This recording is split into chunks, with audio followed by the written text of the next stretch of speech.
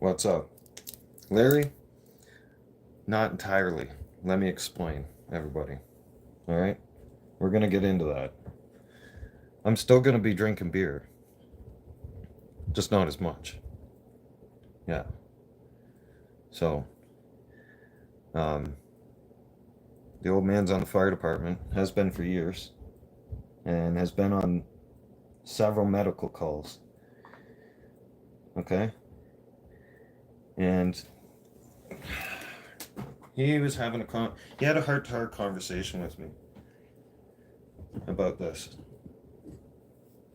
And this, as personal as it is, shit. As personal as it is, let me explain.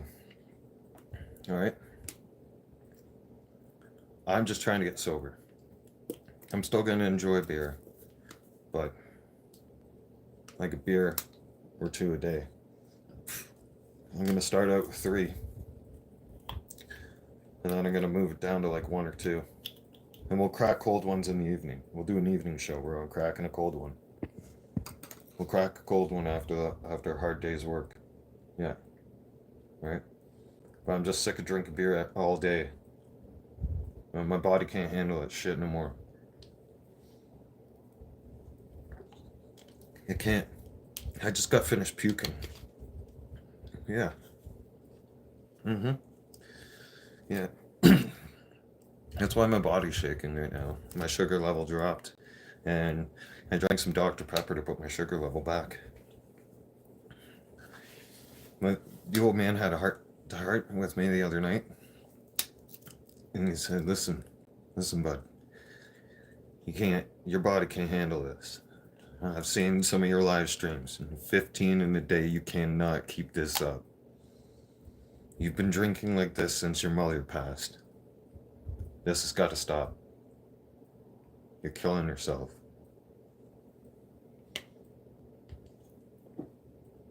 I went silent.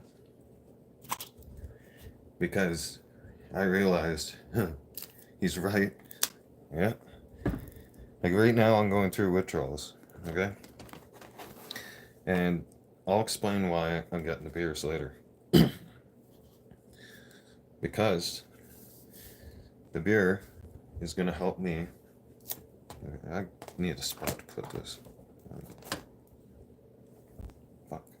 I'll just put this over here. No, fuck it. Yeah. I'll still have my beers. But I just can't keep drinking 15 in a day. I have to wean down. I can't, or else I'm going to end up dying. Yeah, I've been doing this since the 18th of September.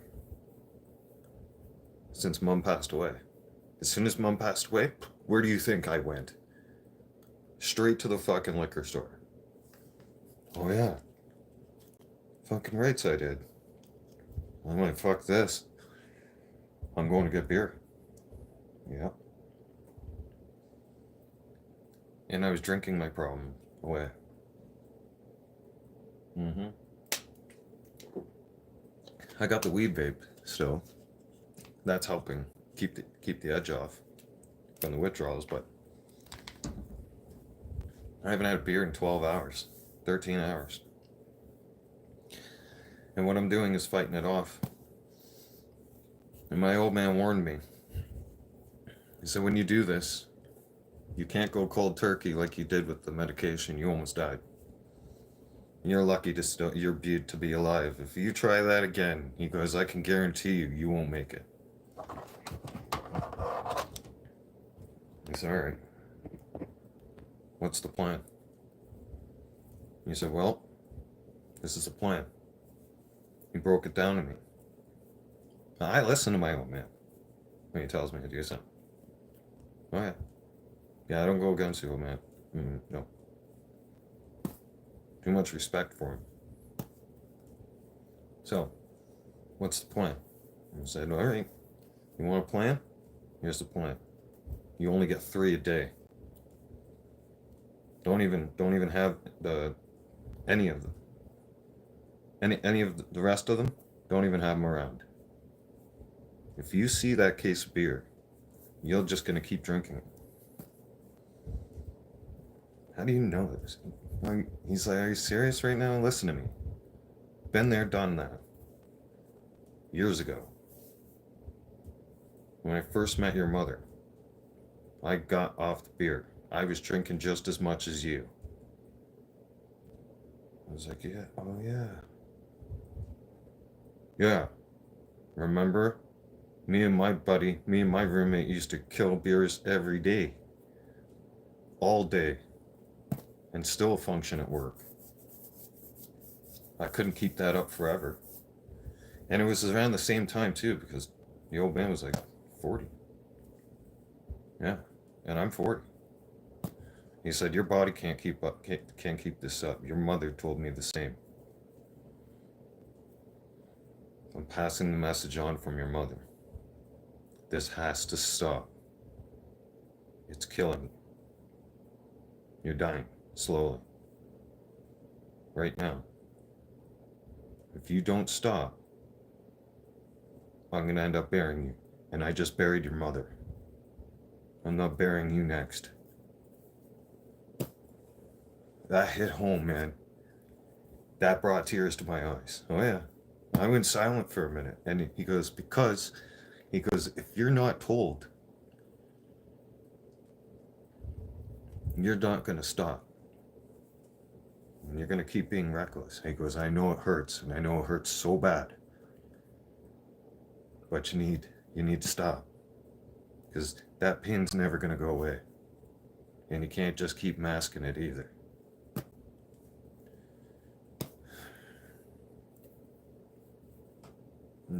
He's right, fuck.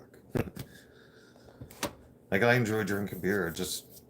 I'm trying to do it in moderation, but I mean, hell, I was at the point where I was waking up and drinking it, and I had to because I was getting sick. Yeah, that's the reality of it. Mm-hmm. It's a lot to admit. It's not the easiest thing to admit. No, I was a little. I was I was thinking like really long and hard how I was going to tell everybody. And I kind of surprised everybody, all of you this morning being sober, didn't I? I sound better. I'm already on starting. We'll crack a couple cold ones later. But that's what it'll be. Cracking cold ones with Bam. Yeah. We'll have a beer or two. But I'm not going back drinking 15 anymore. I'm just not doing it. No. I don't think I'll ever be able to mentally be able to put it down just because I've drank for so many years. But who knows? Right? Who knows? Maybe I'll just stick to the weed. Right? But I'm telling you, it's to the point where it makes me sick. I'm going through it right now. Like the fan's on high speed to keep my body core temperature down. Right now, I'm standing in shorts and a light t-shirt, trying not to sweat my ass off. I can feel my crotch sweating like crazy right now. And my ass. Oh yeah. Like if I sit down, I'm gonna be soaked. Yeah, if I shut this fan off, I'm just gonna start fucking... I'll have a shower in my own sweat. I got a towel on standby. That's what I told you. If you're going through withdrawals, you're gonna need towels on standby. But see, the last time I went through withdrawals all wrong. And I want to warn people about that. Okay? And I'm going to get to that point. Because Dad explained it to me. And it makes a lot of sense. Okay? See,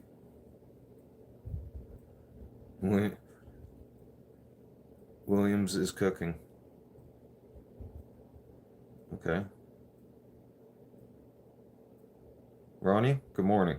Welcome to the channel. Good to see you. Please like and subscribe, everybody. Now let's continue. We'll talk hockey later on today. Don't worry. I just wanted to do a quick episode to explain things, okay? Now, the thing is, don't, if you've drank for years like me, all right, I've been drinking since I was 15. I'm 39. Let's do math. That's a long time. 19 years? Yeah. Long time. Too long. Yeah. I've kind of had a reckless drinking history like that for almost 20 years. Like, I've been killing beers for a long time. Yeah. Like, hardcore. Like, I have a belly. But the thing is, um,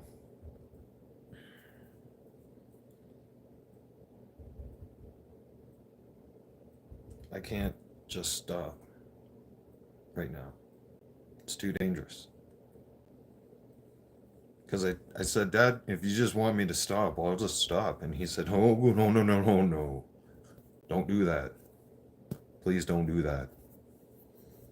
I said, Dad, I did it once before. I did it earlier this year in February. I can do it again. I got off those stupid pills. He goes, yeah, this is different. You tried to get off alcohol and pills and you almost died. Now you're going to try and get off of alcohol when you've been power drinking since September? He goes, no. Absolutely not. What are you talking about, man? I've got this shit. He's like, you are going to shock your body. Your body's going to freak out. You're gonna have some powerful withdrawals. And you won't survive, likely. I've been on those calls. That hit home. I got a little scared. Because it's true. I barely survived back in February when I got off the stupid medication that they had me on. Yeah. The withdrawals that come off of that. Right here. One of those bottles says.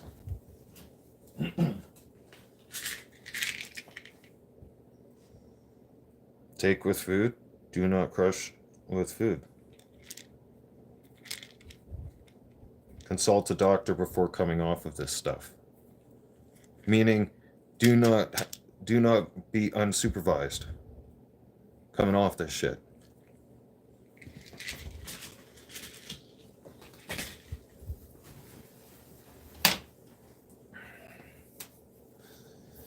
Now, I'm having a hard time talking right now because my body's shaking. And my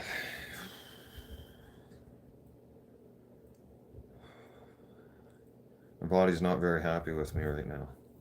No. I've been I think it was 8 o'clock last night and it's 9 now. I'm 14 hours without a beer, without any alcohol in my system. So my body's not happy. No.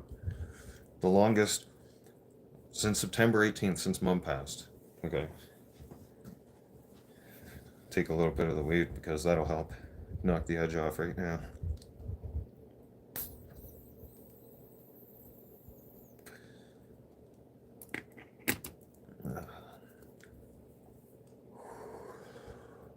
That didn't even work. The hell? It wasn't on. Fuck's sakes.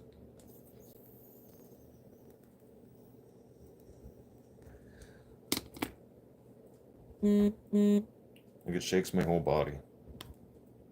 Yeah.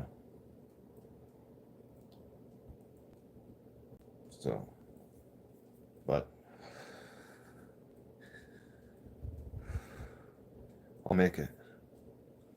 Oh yeah.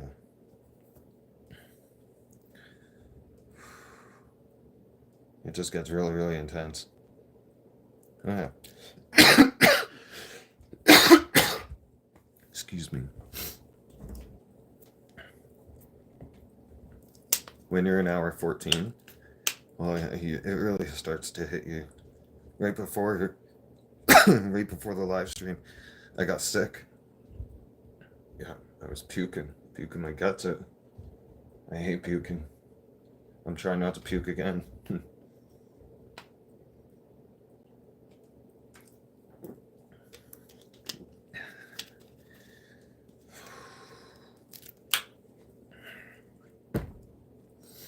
Yeah. It's a spiritual battle, though. Yeah. And it's one I'll win. Because, like I said, I don't. And then that reminded me of the girls. I completely forgot about that. He was like, "Do you want to be around for the girls?" I was like, "Yeah, obviously." He goes, "The way you're going right into the grave. You're not going to be around much longer. I'm going to have to bury you next." He goes, "And I don't want that." Like, him and I were having a serious talk. Like, he went from a low, serious voice to a kind of raised tone, serious voice. Like, "You better listen to me or I'll hop on a plane, come kick your ass." Yeah. So, on a more serious note, I'm not only just doing it because he told me to do it. I'm doing it for my girls. I want to be around for my daughters. I don't want them putting me in the ground. Not yet. I want to be around to see them get married. I want to be around to see them have a family. Yeah. I want to grow up to see them succeed. I want to be there for them. I don't want them growing up sad and wishing that dad would have got better. You know what I'm saying? Because I'm sick. You understand? I'm an alcoholic. Okay? Yeah, it's a disease. Yeah. My real father has been drinking since he was in diapers, I think. I'm not even kidding. That guy is a functioning alcoholic. Yeah. I don't speak to my real father. Well, me and him haven't talked in a very long time. I kind of plan to keep it that way. Because he drinks all day. And I've started to realize, and Dad said to me as well, he said, "You're starting to sound a lot better." Because before I'd be calling him, like, I've been drinking beer all day. By the time I'm talking to him, I sound like I'm fucked. And he said, "And this is breaking my heart. And I'm scared for you. I love you, man. I don't want to bury you. Not right now." He's got a point. Yeah. Like, it really, really hit home. Like, right now, my feet are sweating too. I sweat like crazy out of my feet. Yeah. My daughter has that problem too. Yeah, my youngest, she sweats out of her feet, and man, does her feet stink. But anyways, um, listen, if I get it under control, he said, then I'll be able to manage it. And he said eventually, he goes, "You might have one beer a day. You'll likely get down to one. And you might not even need that. And then you might just go back to drinking beer only on hockey games." He's got a point there. Yeah. He's like, "Did you ever think that maybe you could work your way up to just saving up and working your way down to one beer a day from 3 to 2 and then 1? And then he said, at that point, you might as well just save 3 beers for the hockey game on a Saturday. And now that one case of beer is going to last you a month." I was like, huh. Now, why the hell didn't I think of this? He's like, "Because it's called life experience." Yeah. He's right. I'm like thinking, I'm humming, right, with him on the phone. I'm like, "Here, pick this up." I'm like, mm-hmm. All right, yeah, that makes sense. He's like, "Because if you just quit tomorrow and you don't have it at all, your body's going to have a fit. And he said, come hour 14 till hour 24 is going to be pure hell. Your heart rate will increase. He starts listing off a whole bunch of stuff. He goes off. He's the sweating, the shaking, the throwing up. He said, you're going to have to be careful how much water you take, because the sweating is going to dehydrate you. And you're going to want to drink water faster because you're going to be thirsty. Drink too much water, you're going to end up throwing it up and then being even more dehydrated. Then you won't be able to keep down water. Patricia, good morning. Nice to see you back. I'm like, okay, this makes sense, right? Because the last time I tried this, it failed. Like I tried it in November, I think. I did it on one of my live streams. You know, I videoed myself when I was in bed, going through with detoxing. Yeah, and it was pure hell. I was sweating so bad. Yeah, my body temperature right now is rising, huge. Oh yeah, big time. Like that fan, my ceiling fan right now is on high speed. Okay, because my body can't take this shit right now. Like my temperature's rising, my heart rate's going through the roof. Yeah.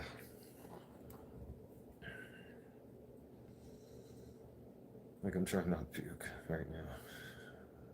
Yeah. This is gonna be fun.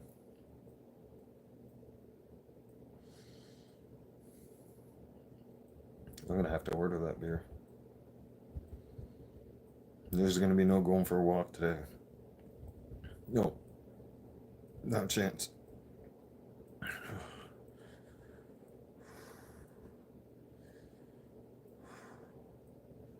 Because I likely won't make it. Because my body's at the point, as I told Dad, the start of the conversation was, Dad, I'm scared. What's wrong? And I called him and my voice was shaky. He said, Dad, I feel sick. And he's like, mm-hmm. He's like, I was waiting for this. So what are you talking about? I've been waiting for this. I've been waiting for this phone call. We're gonna have a chat. All right. I knew I was in shit. As soon as he says we're gonna have a little chat, oh yeah, that means you better shut the fuck up and listen. And he'll have a plan, and you better follow that plan, or he can enforce that plan in ways you can't even imagine. Yeah. The guy can make your nightmare seem like a happy place. Mm-hmm. I'm serious. Alright? Yeah. I don't fuck with the old man. No. Well, it's best not to. It's best just to shut the fuck up and listen. Yeah. And he's like, how sick did you get? I told him. How you feeling right now? Like shit. I'm sweating, my body temperature, and then, like I said, I'm getting hot and fucking cold and hot, cold and hot, cold, and it doesn't stay in one spot, man. Fuck. It's either I'm too cold, like now I'm starting to get too cold because I'm sweating. Alright? Yeah, my legs are sweating like crazy right now. So are my feet. Yeah. Ordering it, like by the time I'm gonna fight it till like mid-afternoon. Because Dad told me to train my body through this. Through this process, I need to train my body through it. Or else he said, you won't make it. It's as simple as that. He goes, you have good intentions. I understand you want to get sober. But you have to do it in the right way. You can't just quit. It's too dangerous for you. At this point, he goes, you'd be playing with your life. You'd have a very great chance of not making it. You've been drinking since your mother passed away. Like every day. I haven't had a day off. No. And I've been power drinking beers, like at least 10 of them a day. Maybe more. It's a body pimple. Deal with that later. That's going to happen too. With the sweating, it's going to come. Pimples are going to show up. Yeah. And I'll keep my sugar level up. That's another thing. My sugar levels were crashing last time so drastically and so bad. Dad told me the whole process had to do it properly. Okay? See, Dad's a first responder. Dad deals with medical calls as well. Okay? He's on the fire department. So, he came up with a plan. And his plan makes sense. You get 3 beers a day. We're going to start with 3. Because I've been gradually weaning myself off lately. And I told him, I said, this isn't working, man. Right? Yeah. Yep. I can wean myself down. Yes, Rob. Thank you. Thank you for helping. Because I want the message to be out there. I want people to be more open about it and not be afraid to talk about it. Because there's not enough help out there. I was on a waiting list for 8 months. Like, fuck. There's no help out there. There's not enough. Shadow, thank you. I appreciate you. Welcome back. And Rob, good morning. Welcome. Like right now, I feel so sick. Yeah. Like, fuck. Please don't puke. Oh, again. Not right now.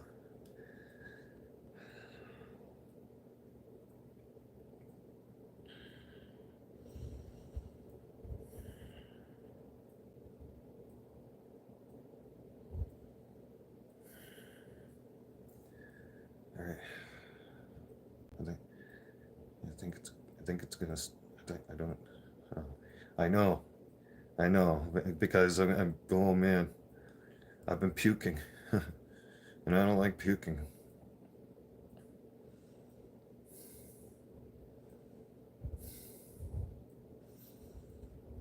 I'm trying to. It's important to get this message out to.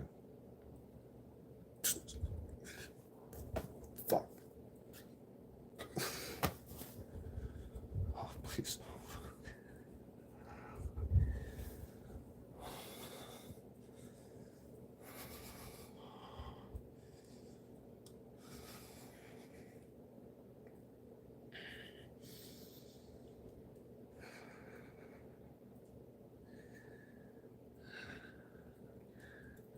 I'm looking at the water. I'm thirsty as fuck, but I know if I touch that water, it's coming right back up.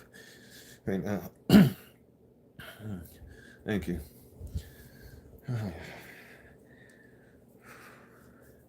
Anyways.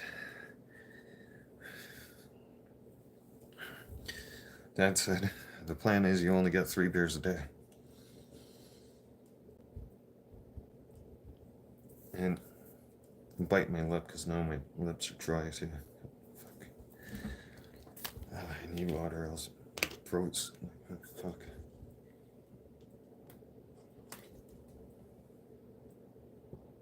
I have to take small sips. I've learned that before. I'm not dehydrating, don't worry. Dad showed me the proper way to hydrate and keep hydrated. He told me everything. Yeah, I'm following his plan because my plans haven't worked. No.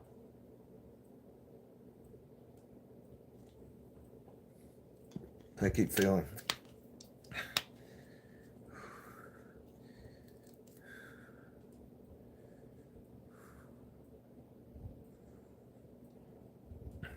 I'm standing here and I'm like, trying to see if I'm going to have to sprint to the bathroom to puke. I'm trying not to, but if I have to, I'm gone for a minute. Or a few minutes, I don't know. Oh God. The last time, oh fuck, and it doesn't stop. I hate puking. I can't breathe when I puke. No, it just keeps coming. Yeah, and it gets more violent and more violent and more violent. Oh man. That's why I'm taking my breath and trying to calm down. I keep looking at my studio door and going, am I gonna have to run here shortly? Like fuck, I don't want to put a pail in here because if I have to smell it ever, like I no. Yeah, yeah, Rob. That's why I'm trying to get this important message out to everybody. And then Dad said it's important that you may want to think long and hard. And he goes, this is going to be difficult for you. Mm-hmm. He goes, but I'm telling you, you're going to gain a lot of respect. Excuse me. And a lot more, and you're going to find out that your fans are going to want to see you sober. They won't mind you having a beer or two once in a while, but they definitely want to see you sober. I can guarantee you that. And this is how we're doing it. Because I was frustrated. I told him, I was like, I'm you've seen on live stream. I stopped from 15. I went down to 10, and I policed myself to 8. I'm like, I can't get off of 8. I'm putting in just over a 6-pack in a day now, but I'm babying them. I'm taking my time. Yeah, Rob. Yeah, everybody was. Daddy, that's what Dad said too. Dad's like, they've been telling you, and you're not listening. They don't want to see you like this. They're worried about you. I'm worried about you. I watch you. Like I'm visualing how he would be looking at me, talking to me, because he was talking to me like that on the phone. Yeah, and when he has a serious tone like that, you just be quiet and listen, because the man's full of knowledge. He is. It's like going to the library. Yeah, ask him a question. He's like an open. He is an open book. He's a history. He knows. Ask him anything to do about war, and you're in for a conversation for a couple hours. You better not have any plans to go anywhere. No, because he'll keep talking and talking and talking, and you're not going to be rude and get up and walk away. He's educating you. He's filling you up with knowledge, and you're like, really? That happened? Uh huh. So yeah. So the plan is, I only get 3 beers a day for the next 5 days. After that case beer's done, the next case, I only get 2 beers a day out of that case. When that case is done, I only get 1 beer a day. And then when that case is done, Dad said, you're allowed to only drink beer at hockey. 3 cases, 3 strikes, you're out. You're out of that. You'll be out of it and off of it completely. I was like, cool. That sounds like a pretty good plan, actually. I don't know why I didn't think of that. He goes, because you don't have the knowledge. But now you do. Go share it. It's going to be hard on you. Yeah. It's not an easy thing to admit. And he goes, and especially you have fans from around the world. You have a lot of people that watch your channel. But they're all worried about you. And you need to listen to them. Because if you don't listen to your fans aren't going to care.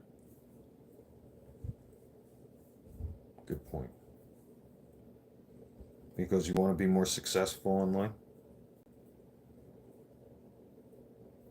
Share your story.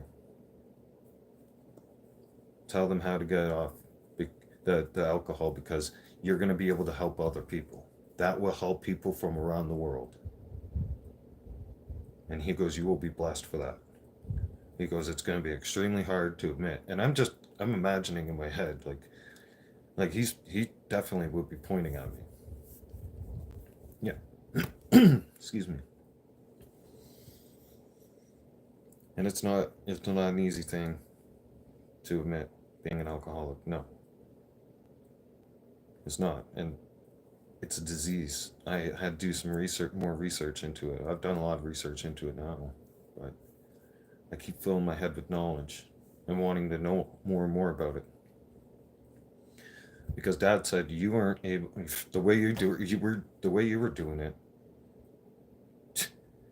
You had the case right in your room, didn't you? Yes, sir. Uh huh. How I know? I watched you online. I watched you kneel down into your case of beer and pull out a beer. And I thought, yeah, he's gonna get sick. I was like, how? He's like, man, come on. Been there, done this. You're going about it all the wrong way. You can't be looking at that case. You get 3 beers. That's it. You keep those 3 beers around and you baby those. They have to last you the entire day. And you're not allowed to drink until noon. Like, what the hell? Noon? Yeah. You don't need a beer in the morning. You can wait. Fuck. The hell? I thought this was a conversation. I'm putting my foot down. Fucking shit. I'm not arguing with him, you know what I mean? Like, I'm quiet on the phone. Yeah. Because that man, like I said, has a plan. And I'm going to have to listen to that plan. Because if I fuck that up, my ass is probably heading to rehab. But I don't want to go to rehab. No. I like the comfort of my own home. Thanks. Yeah. Rehab would, no, that's my anxiety level would go through the fucking roof. I'd have a heart attack. Yeah, I'd freak the fuck out. Yeah. He's like, no, it's fine. You're gonna detox in your own home. Okay? In the comfort of your own home. But we're gonna do it my way. Yes, sir. So, the plan is, I can't have, like, I can open that, I look at the case beer because there's an empty case beer in my room right now as we speak. Oh, and the other rule is, yeah, beer's not allowed to be in my room. A full case beer. No, not even a half case. He said, no. You get 3, that's it. Put them at your work desk. Stare at them. Understand something that you can't touch that till noon. That's when you can have the first one. Baby that one for a while. Then if you want, at 5 o'clock, you can have another one. 5? I gotta baby a beer for 5 hours, dude? What the? Excuse me. Am I speaking? Sorry. Yes. Continue, please.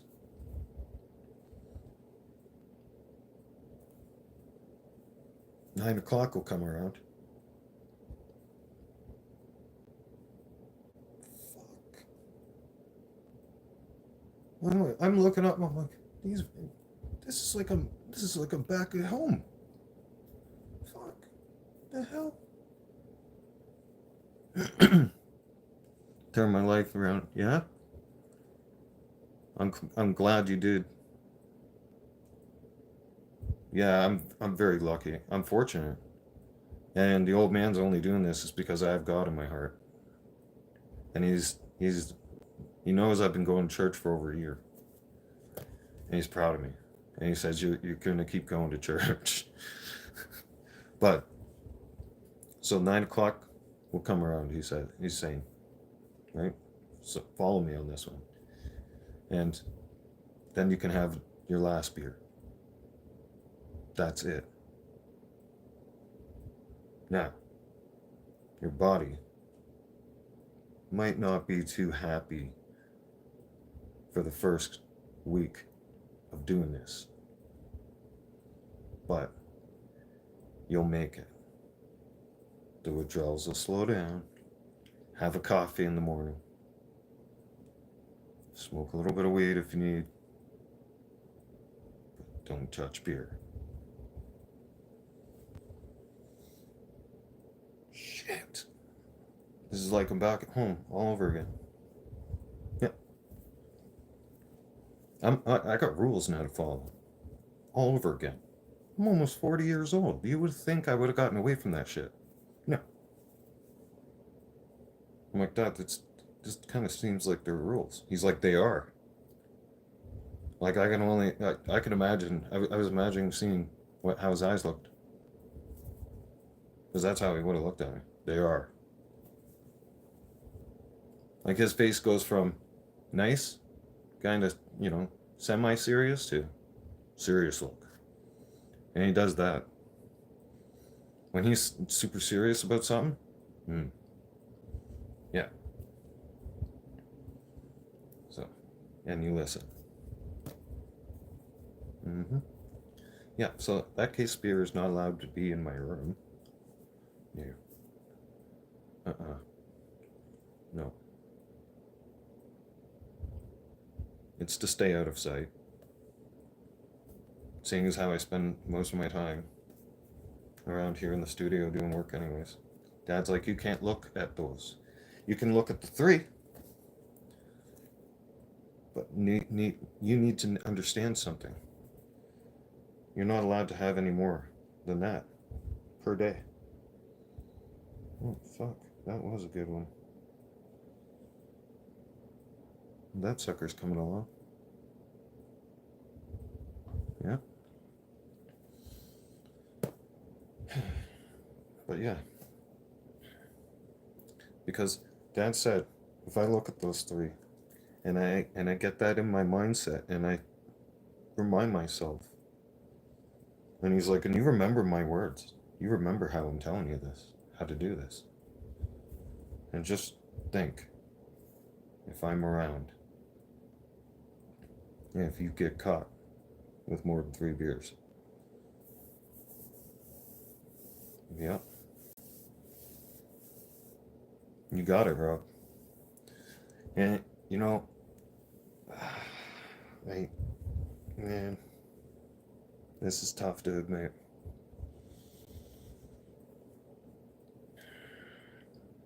It was to the point where I needed it to so I don't get sick.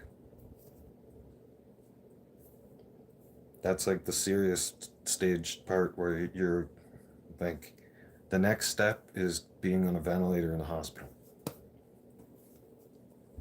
Yeah. Because at first, it was only happening like for a couple mornings. Again, like it wasn't as bad as before. No. But this time, it happened Christmas Eve. It happened on Christmas. Or it happened the day before Christmas Eve. And then it happened again on Christmas Eve. Yeah, I started freaking out a little bit. Right? Because I would as soon as I wake up, I'd have to go to the bathroom and puke. But as soon as I cracked that beer and had a sip of that beer, instantly those withdrawals are gone. I shit you not. I know. I've been through this shit. I'm going through it right now. Yeah. My body's kicking my ass. And Dad warned me that this period of time, for the first couple days, my body's gonna hurt like hell.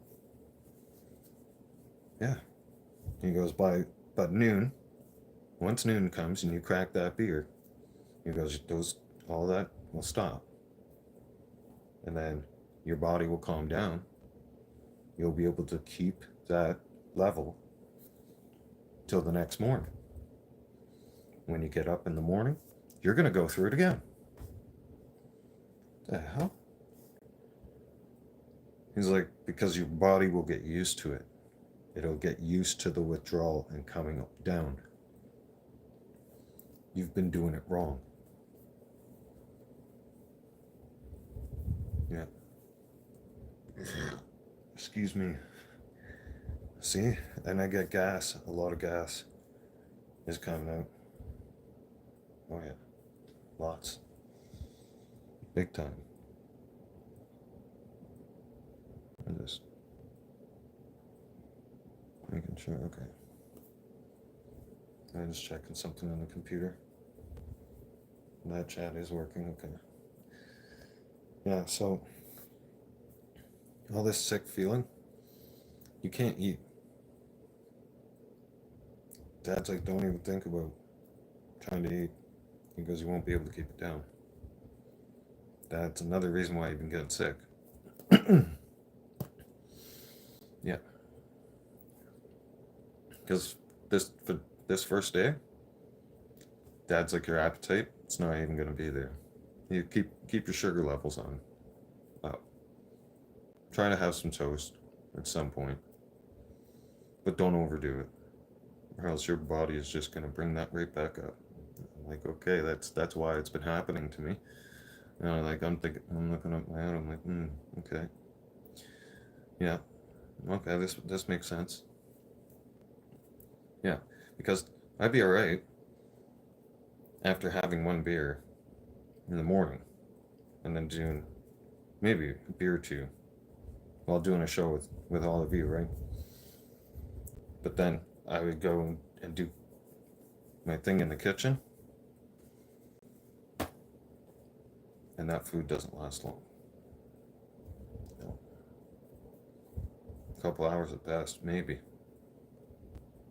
Yeah. And then it comes right back up. Well, not all of it, but a lot of it. And the beer. Oh yeah. And it sucks because I can't breathe. So when I'm puking, my body does this. It pukes. It's fucked up. Okay. When I puke, it comes out of my nose. It comes out of my mouth. All right. And my body violently pukes. Yeah. Like it's hard to watch me puke. Like you think I'm dying when I'm puking. I'm not even kidding you.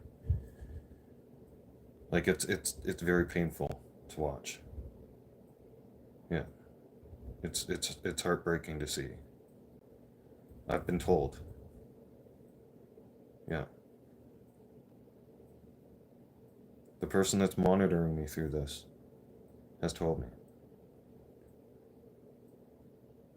Yeah.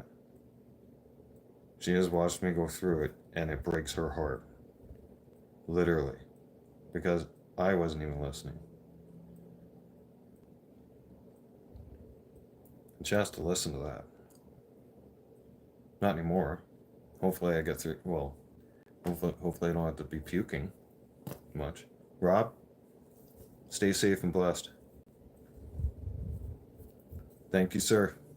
Rob, stay safe and blessed. Have a safe day. Thank you for coming to the channel. I appreciate the support, man. Take care. Yeah, I'm coming. I'm creeping up on almost an hour here. So, which means I got another 2 hours and 20 minutes till noon.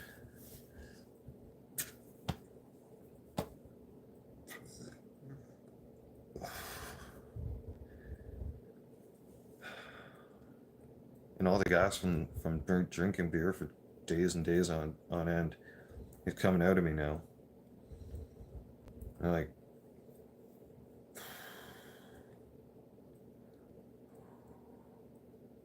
hang on.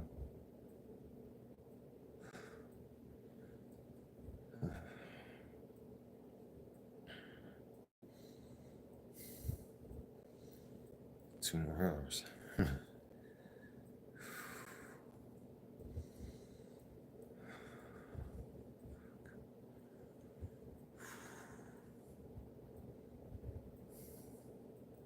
I don't like the feeling of having puke. I don't. Not at all. No, I hate it because I get scared. I do. Because it's scary for me when I puke. Everybody's different. But when I puke, like I'm saying, my body's violent when it pukes. Like, I'm like, oh fuck, no, better not do that. No, no, that's dangerous. Calm down.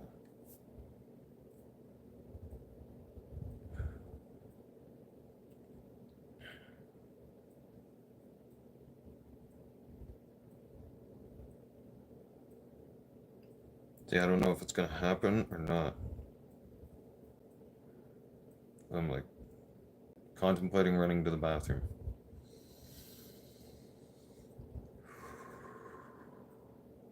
Anyways, when I puke, my heart rate, I get scared because I can't breathe because it keeps coming out.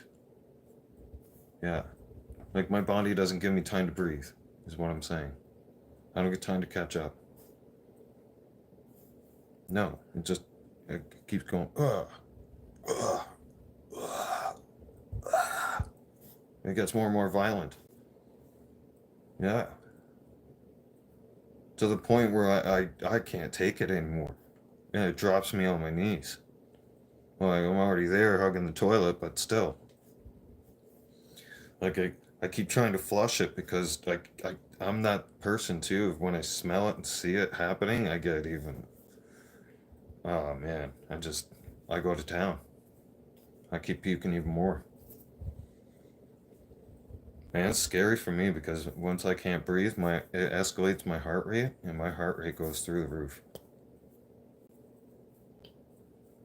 And then I have an anxiety attack, which is even worse. You can die right there while we're puking. That's Dad explained to me.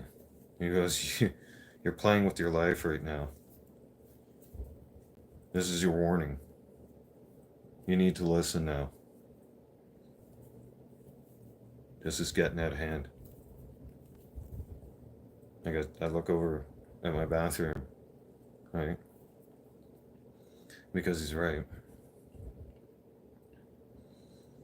Right? Even this morning. That's why I'm like just thinking about it and trying not to puke is escalating my heart rate right now. Okay? Yeah. A lot. Okay? It's scary. I'm trying to control it. The scary thing is because I'm afraid of puking now. I'm terrified. Yeah, I really am. Because I don't like it. If I've been drinking beer since I got up this morning, it probably would have been a lot more after breakfast than what it was earlier this morning. Yeah, before this live stream an hour ago. Yeah, that's why my eyes are all red and stuff like that, because it brings me to tears. Like, I'm crying to God, like, please make it stop in my head as I'm puking. And please, God, I'm sorry. You know? Yeah.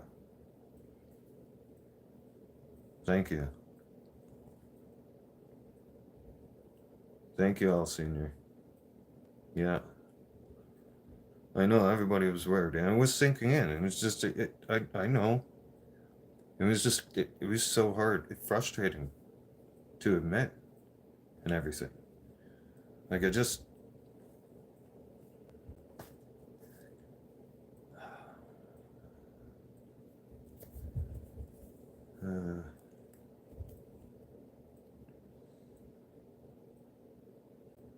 Yeah, Shadow's, see? Shadow knows what I'm talking about. Mm-hmm. Yeah. Because when you try, like, okay, these last 3 days of doing this puking business,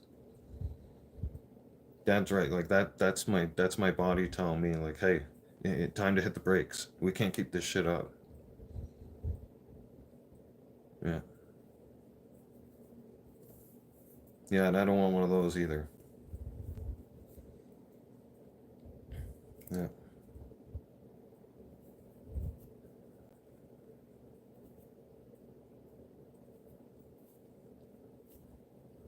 Yeah. Dad told me you're strong. He goes, you're a fighter like your mother. He goes, you didn't, your hands are the way they are, and you didn't let depression get the best of you, and you didn't let them put you on narcotics. That's amazing. He's like, you don't need the beer. You don't. You're using it as a crutch. And he was right. I just didn't want to admit that, man. No. To everybody, too. And you said you gotta tell everybody. You gotta admit it. Yep. As soon as they get you on those pills, if I would have listened to them and let them put me on the oxycodone, I would be dead by now. I can guarantee you. Because I have a problem when it comes to drinking. Because Dad said, you don't know when to stop. You, as soon as you get upset, and as soon as you're missing your mother, you keep on going even harder. And then you miss her even more because the alcohol is a depressant. So it makes the situation worse. That's why you're feeling like shit. Yeah, it is. Shadow. Yep. I've lost friends from that. I've got one friend, his brain is so scrambled, sadly, okay? He broke his leg when we were 19. Yeah. We were roommates. I was dating his sister. Okay? I watched what happens when they put you on that shit. You graduate harder stuff. First it was Percocets, then it was oxycodone, then he was crushing the oxys and snorting them. And he was puking every single day. Every day. But as soon as he took that one, he felt instantly better. But you could tell it was killing him. And it got so bad. He had an addiction problem so bad that he was overboarding. Like, he overdosed 3 times. He was at the hospital. Yeah. Think how scary that is. I'm watching him die. I'm trying to keep him alive. Well, I'm like, God, please send to the ambulance. Like, tell them to hurry. Please, he's dying right in front of my face. There's nothing you can do about it but trying to keep him alive. Oh man, it brings tears to my eyes. Because that's emotional shit. That's not easy to go through. Gotta calm down. How's it gonna be puking?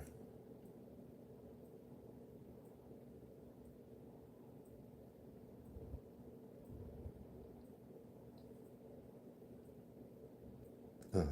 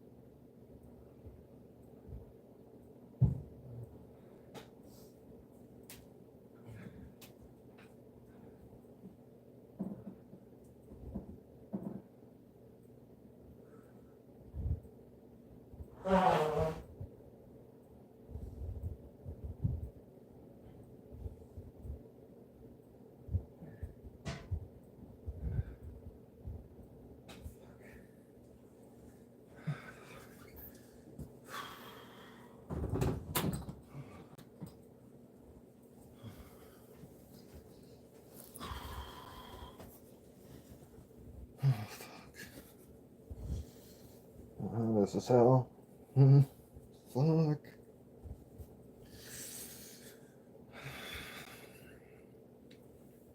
I think we need to switch that topic. Yeah. Just a little bit.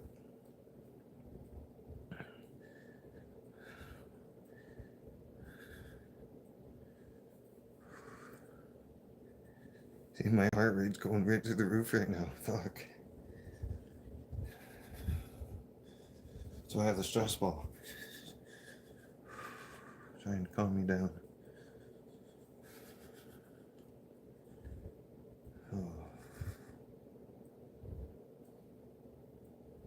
No. Please no. God, please no.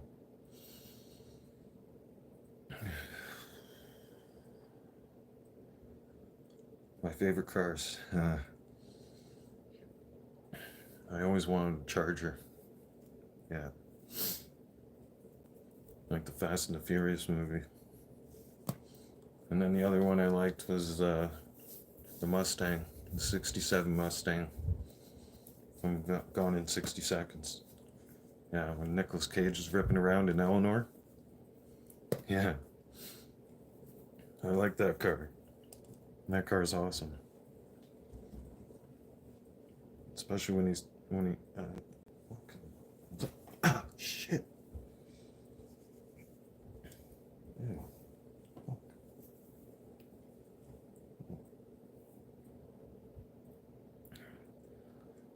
I hate the taste of it too. I want to come back on the camera and I'll brush my teeth after. I'm not in the mood to brush my teeth right now. No. I don't want to taste that. No, I think that'll make me puke even more right now. Pretty sure. Yeah. I'm holding out until noon to have a shower too. Because I was gonna have a shower before the live stream. Clean myself up after that puking episode. And I'm like, no point. As I'm thinking to myself, there's no point. No. Because I'm gonna be sweating all over again. Yeah. I might as well wait till the sweat parade's done.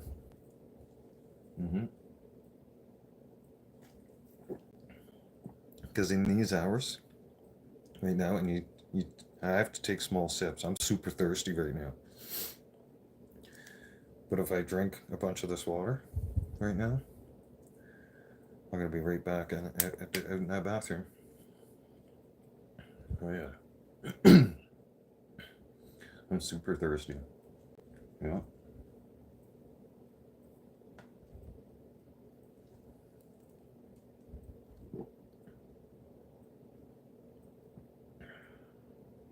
I'm gonna be really careful. But yeah. I like those cars. Actually, one of my favorite movies is Gone in 60 Seconds. Yeah. It does help to think about other things, I guess, at times. Yeah.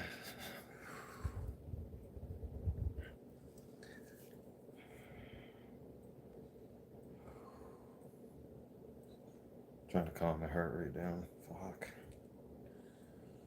Come on, man, breathe. Fuck.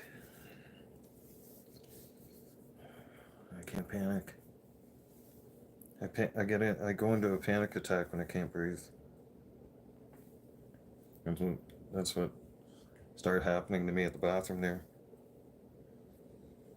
Oh man, fuck. Yeah, I definitely need to get in the shower at some point. Yeah. I can smell me. Ooh, yeah. That can wake the dead. Yeah. Sniff that a couple more times and you're definitely barfing. Yeah. Comes with the sweating. Yeah. My feet are going like crazy too. I should actually have this down on my feet. Yeah. I can't wear socks. Oh god, no. Not right now. You kidding me? No. Absolutely not. Forget it. Can't have that. No. I'll be changing socks like every 5 minutes. That happened the first time. By the way, I'm keeping my body core temperature down with an overhead fan. And that thing is going in high speed, by the way. Yeah. Because, see what happens when you're going through detox and withdrawals? Is this fun thing called hot flashes. Yeah. Mm-hmm. It sucks.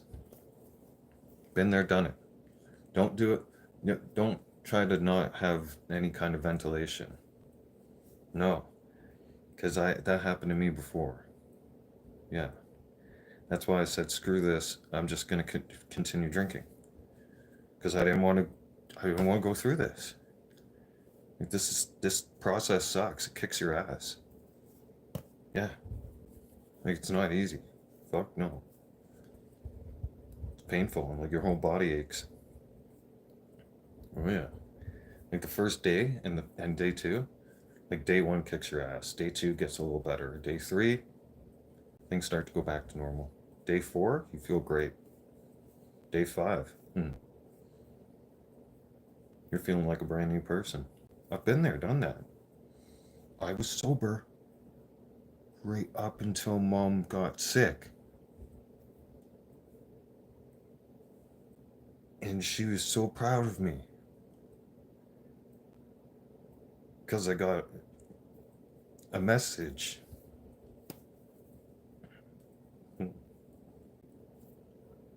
from my ex.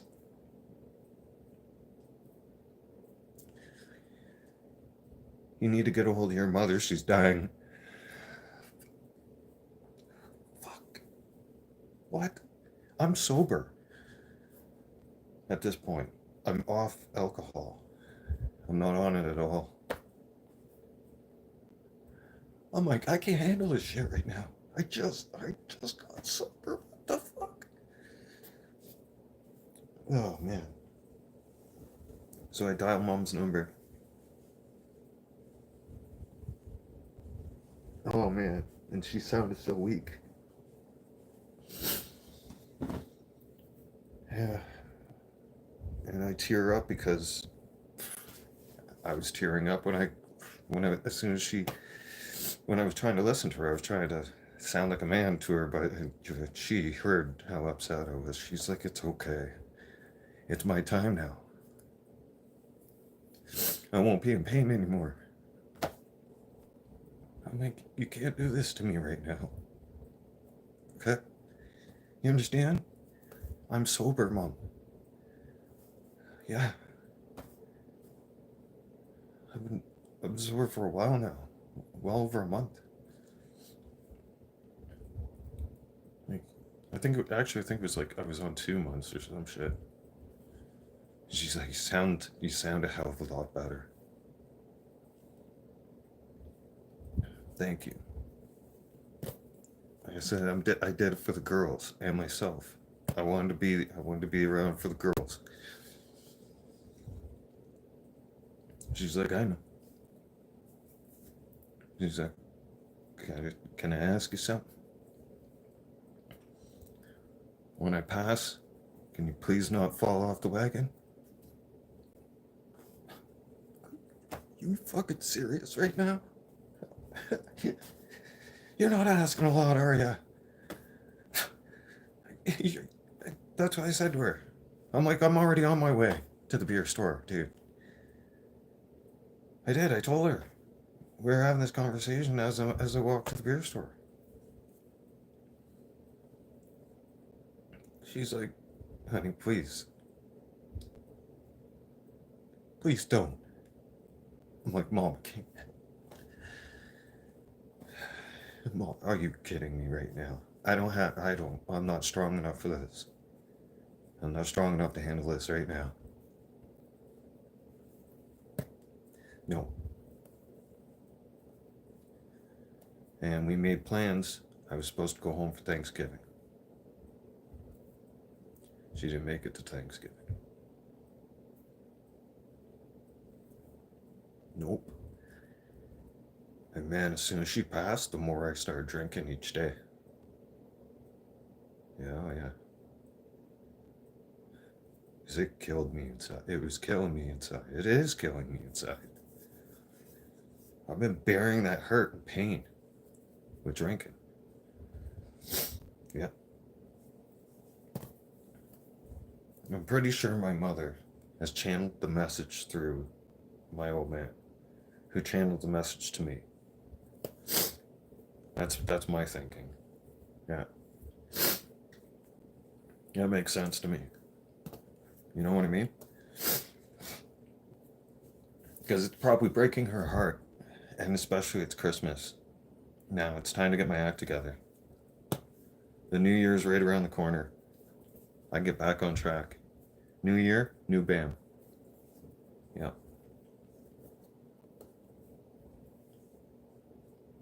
And I'm putting that shit behind me. hmm I really want that piece. Get the hell off of there. Fuck.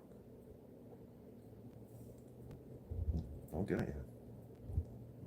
Bastard. Yeah. Anyways, that's a little emotional. But I I feel it in my heart. I think it's been breaking her heart, and I think I, I keep looking up at the ceiling because I strongly believe that she's with me every day. And in fact, I know she is. I feel her energy. She's been coming in and checking on me, and I think she's been crying because I think it's breaking her heart seeing me, her son like this. So you got to remember, man, for the first 5 years of my life, all right, it was just me and my mom. So we have a different connection than most kids have with their parents. All right, I helped take care of my mom. I had to be the man of the house at a young age. Okay, so this wasn't this. This is not easy for me to take. I'm a tough dude. You all know it. But losing your mother, oh fuck, that's like I can I'll tell you. Just you, you feel devastated. You are devastated. You feel a hurt in your heart that is so painful that words can't describe it. No, you feel extremely lost. Like grieving sucks. Oh, the process is horrible. And it's not like you can just stop the process either. And the process doesn't go away. No. I have my good days and bad days. Right? So, I'm just checking the time. I've been on here for a while. Excuse me. 2 more hours. Then I can have that first beer. And then all this stuff will slow down. Hang on one sec.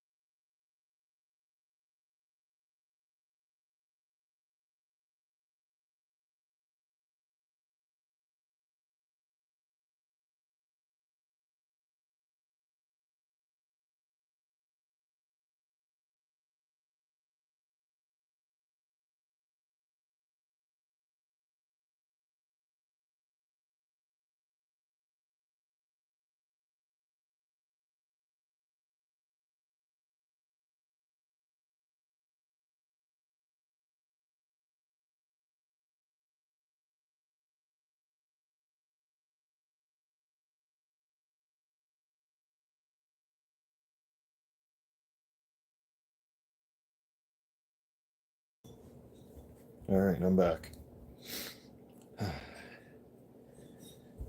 Alright.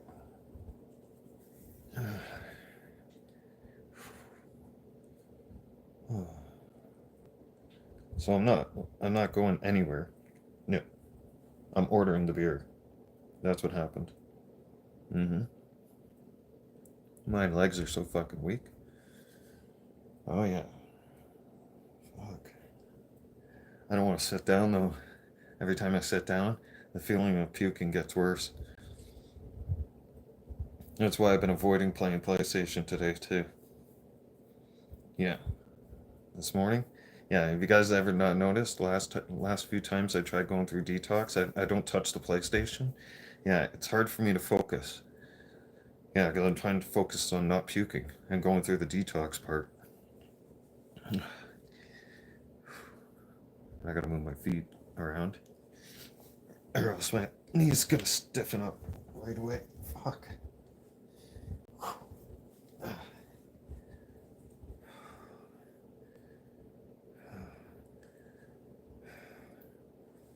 And I'm afraid to drink some more Dr. Pepper because that didn't go over well.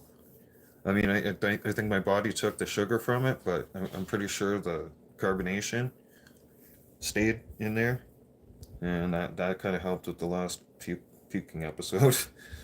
Fucking my body temperature though right now is through the fucking roof. Oh yeah, I have fever.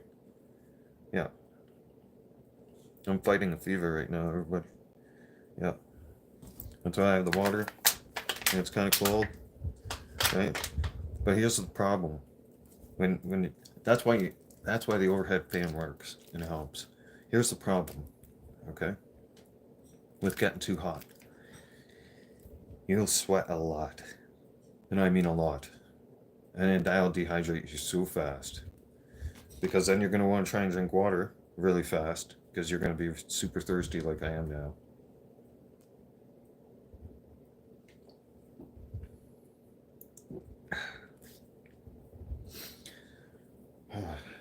Take it slow.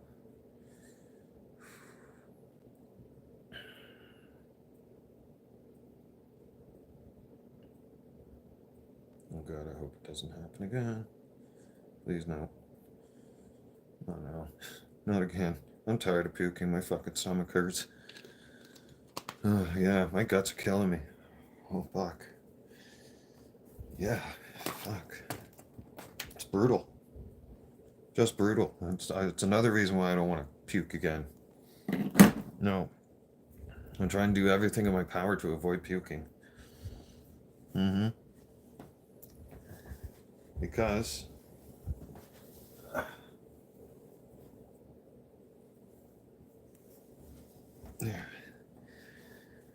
if I start puking again, I'm gonna dehydrate even faster. So I found that, and Dad even had this talk with me. My nose damn well runs. Everything starts swatting down. Fuck. My armpits, fucking crotch, legs, feet, everything. My body's getting really hot, so you're gonna see my face get all red and shit. Yeah. But I'm keeping myself hydrated. I have my rosary on. I have God on my side, so I think I'm gonna make it through. Matter of fact, I know I will. I got Mom watching down on me too. Yeah. Because I know it's breaking her heart seeing me like this. Like, not like this. This, she's just gonna give me the power to get through it. I know it. I can feel it. But me drinking every day, oh man, I can guarantee you that was breaking my mother's heart. Mm-hmm. Because every day my mom was here in my bedroom, checking in on me because I felt her energy. Okay. Because I always wake up when she's here, and then she disappears, and it's gone. It's like, Mom, wait. Like I can feel that she's around, and then she's gone. It's almost like she watches me in my sleep, and crying because I can feel pain. And I'm pretty sure it's her crying because she's losing her son. She's watching me like, ruin my life. And she doesn't want that. Because I was sober before she passed away. And she said, I hope you don't fall off the wagon when I pass. I had one fucking task. I fucked that up, didn't I? Yeah.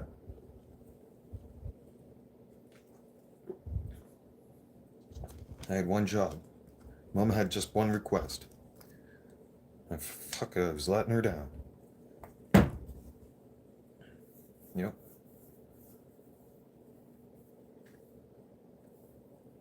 And now I kind of feel not only obligated to follow what Dad's direction is, because I understand now that it's not just Dad. It's not everybody else telling me. It's actually my mother telling me. Because she channeled her message through my dad, and my dad channeled that message to me. Those two were together for 27 years. They did everything together. Yeah. That man has been through hell and back with that lady. They've went through the good times, the bad times. Name a challenge or anything. Oh, excuse me. That's a relief. Huh. Even drinking water's giving me gas. Those two did everything together. So I can imagine the connection that Mom has with him. He can probably still, I wouldn't put it past him if he hears her voice in his head.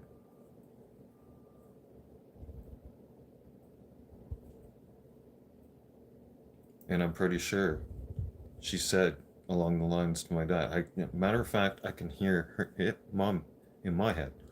I'm pretty sure my mom said to my dad, you need to save our son. Please. He's dying. You don't want to have to bury our son. Do you? Please help him. You're his only hope. Because, man, everybody was telling me to stop. Everybody. And not in a rude way either. No. I'm afraid to sit down, or else I might not get back up for a while. No, I gotta keep moving. Yeah. Helps with the sweating too. Yeah. But no, I mean that all makes sense, right, people? Right? I mean, what is it, 30? 60? I've been doing this for 3 months. Straight. Yikes. Like, that's scary. When you realize it, it's like, whoa. Yeah, I was kind of a little overboard there. Just a little. Yeah. Like, putting away 15 beers in a day is not something that's healthy. It's not.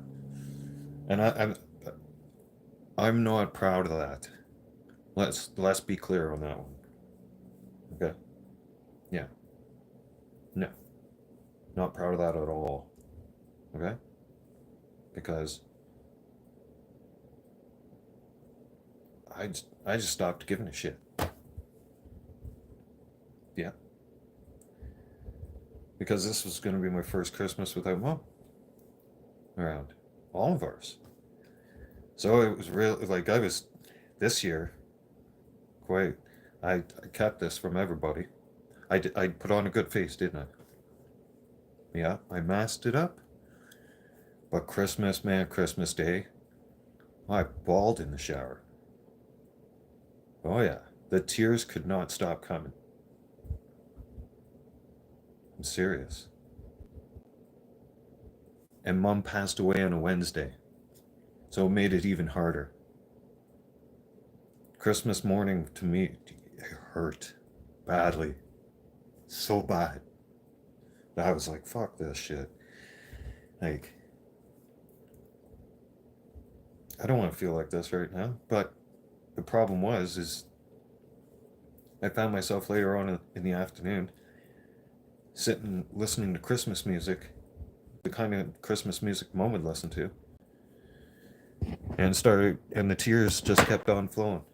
Yeah, the waterworks got turned on there. Oh yeah. Like yesterday was full of episodes of doing that. Yep. I'd be walking around doing something random around the house, trying to get shit done around the house. Boom. Tears would just turn on. As soon as I seen the Christmas tree, it hurt even more.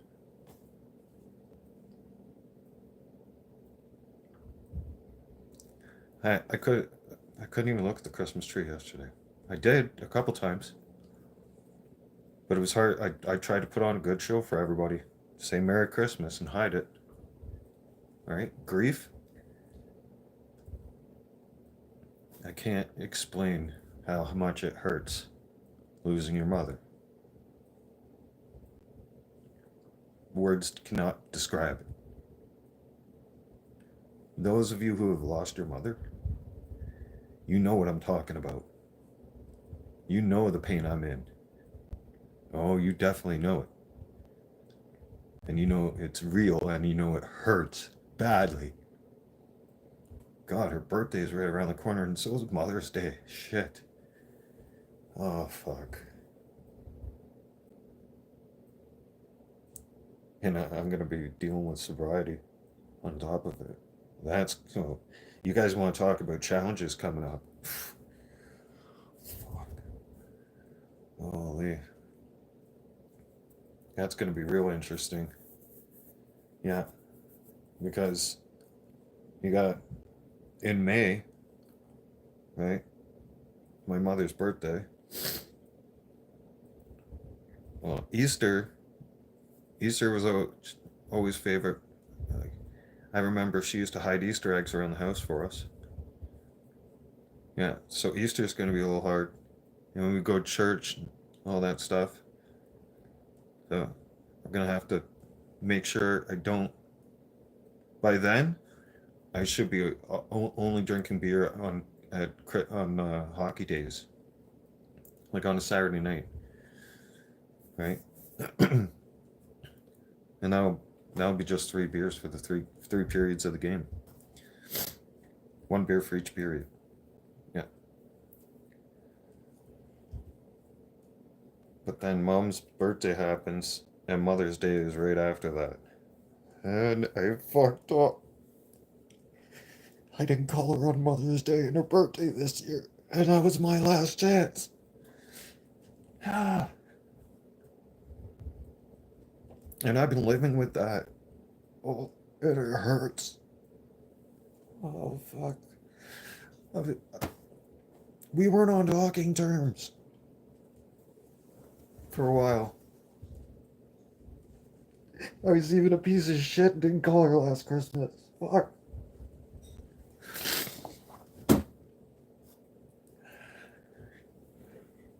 I have to live with that, man.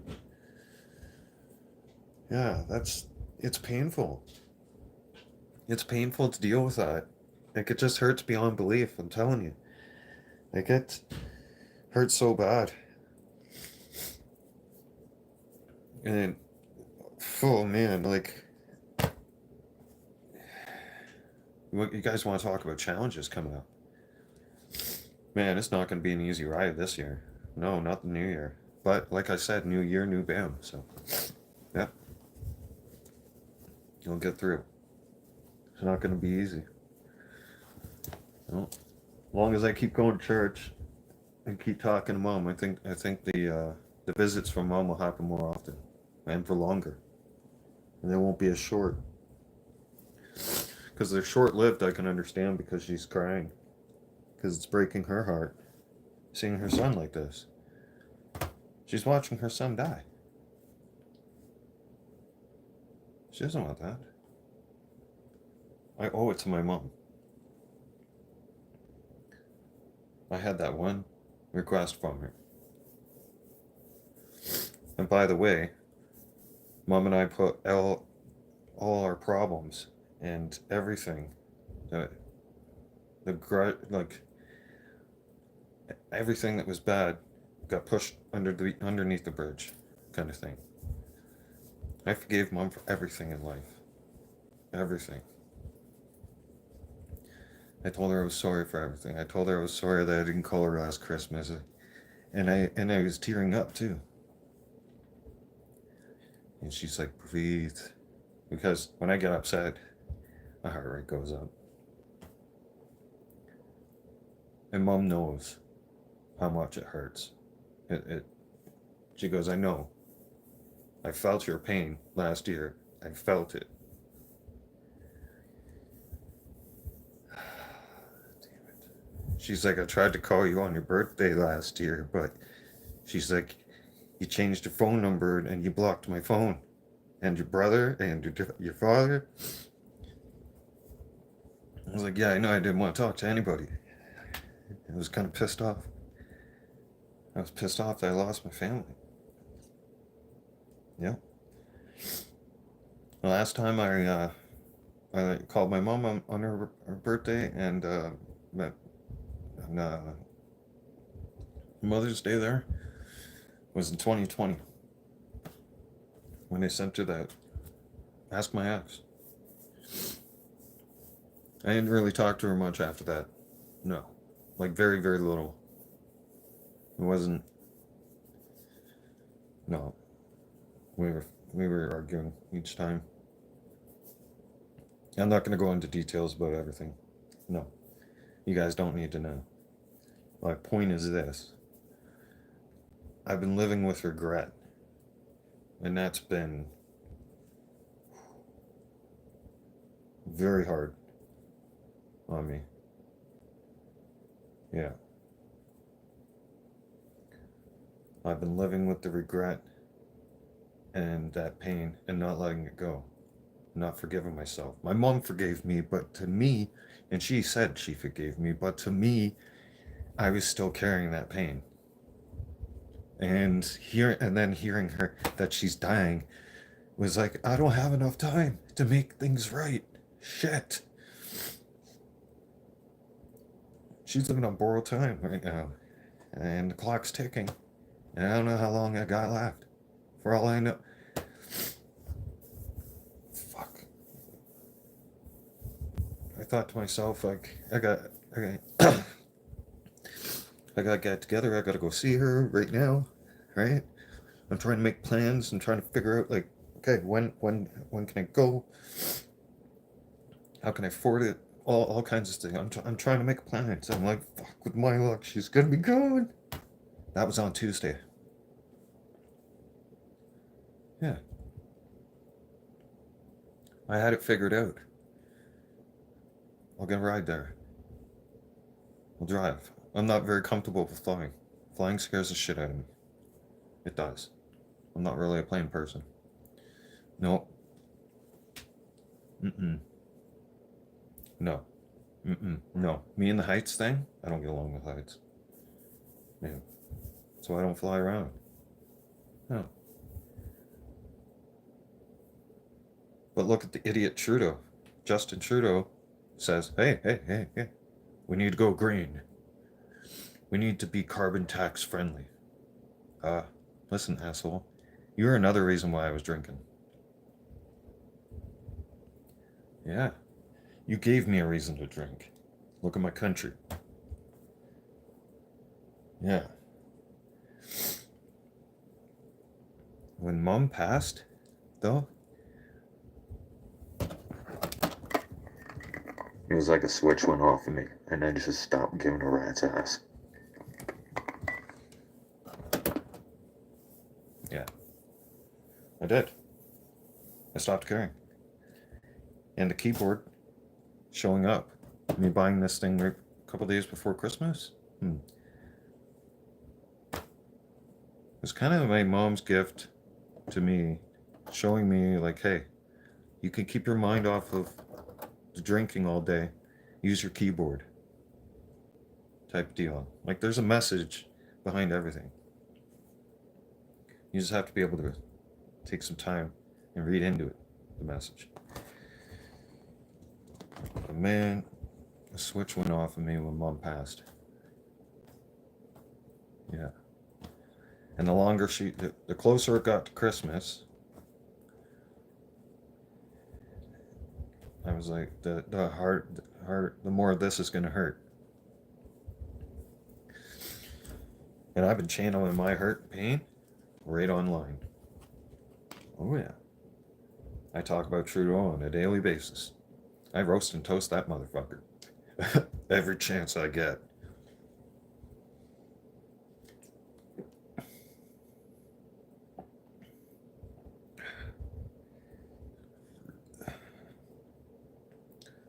Thirsty, but I can't drink too much of this. Not too fast.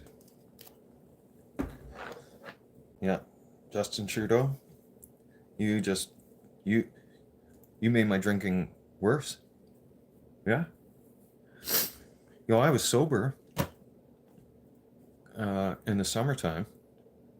I ended up relapsing in the summer because Jody Gondek, the mayor of Calgary, okay, the city of Calgary had this great big ruptured line in the water line, okay? The water main line broke. Like it was catastrophic failure on the city's part. And that's because Nenshi didn't go around and do a maintenance check on the city. But we won't go there right now, will we, with Nenshi? I lived in Calgary for 5 years. He was one of the worst mayors in Calgary. That guy pissed me off on a daily basis. Yeah, he made living in Calgary miserable. Yeah, we won't go there right now. No, that's a topic for another time. We'll have to make an episode ahead about him and his stupidity. Yeah. Moving on.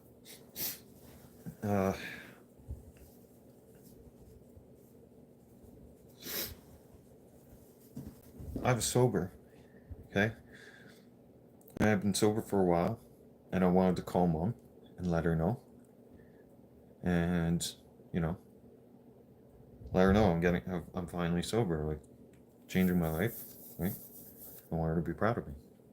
And I wanted to make sure I had some time sober, so I sounded better for her. And Jody Gondek gets on the TV, and in her statement, she's like, drink more beer, not water, and less water.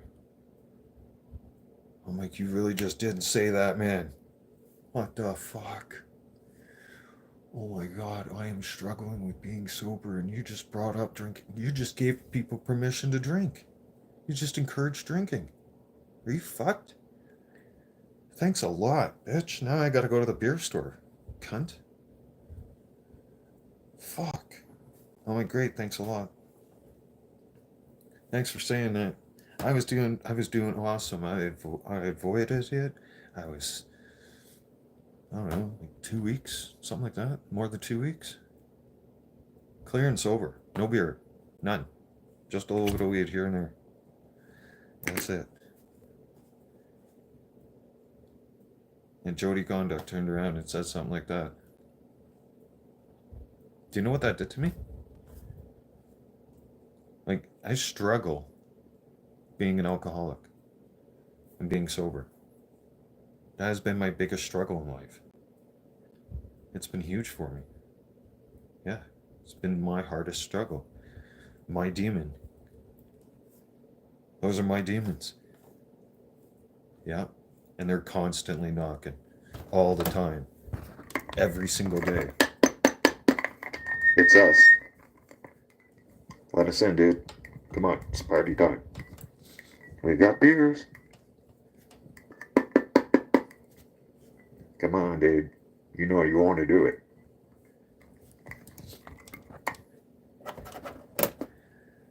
My demons are constantly at the door, man. I'm using it as an example. right? So you guys can relate to what I'm saying. So you can understand better, right? Like my demons aren't evil. They're not like saying it in an evil way. No. Like they are literally nicely like, hey man, what's going on? We're outside. Yeah. All New Year's I'm gonna start. Nice, Wayne, nice. I'm eventually gonna be off of it too. Yeah. I use it to manage my chronic pain, but you know what? I'm gonna stop smoking it and go to what do you call that? I forget. It's that oil. Shit. I forgot the name of it. Hang on. CBD oil. Yeah. I'm gonna try that stuff. See how that works with chronic pain. Because my demons are literally so friendly that they do this. What's up, dude? We're back. And it's like, go away. Not right now. Dude, it's 5 o'clock somewhere. Let's go. Let us in. We got beer. And they don't go away. No.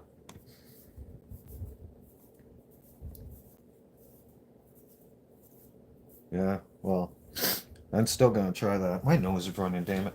Work with me here. Probably have to go blow that sucker. Yep, sounds like it. It's filled with snot. Be right back. Fun times. Yep.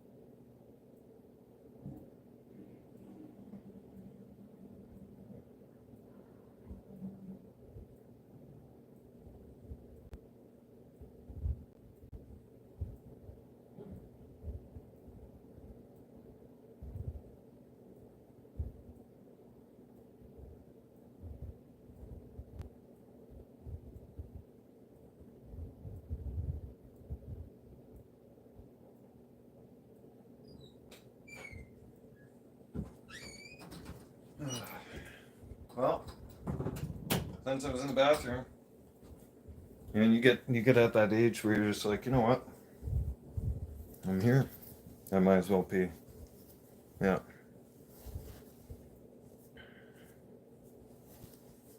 Oh, thank you.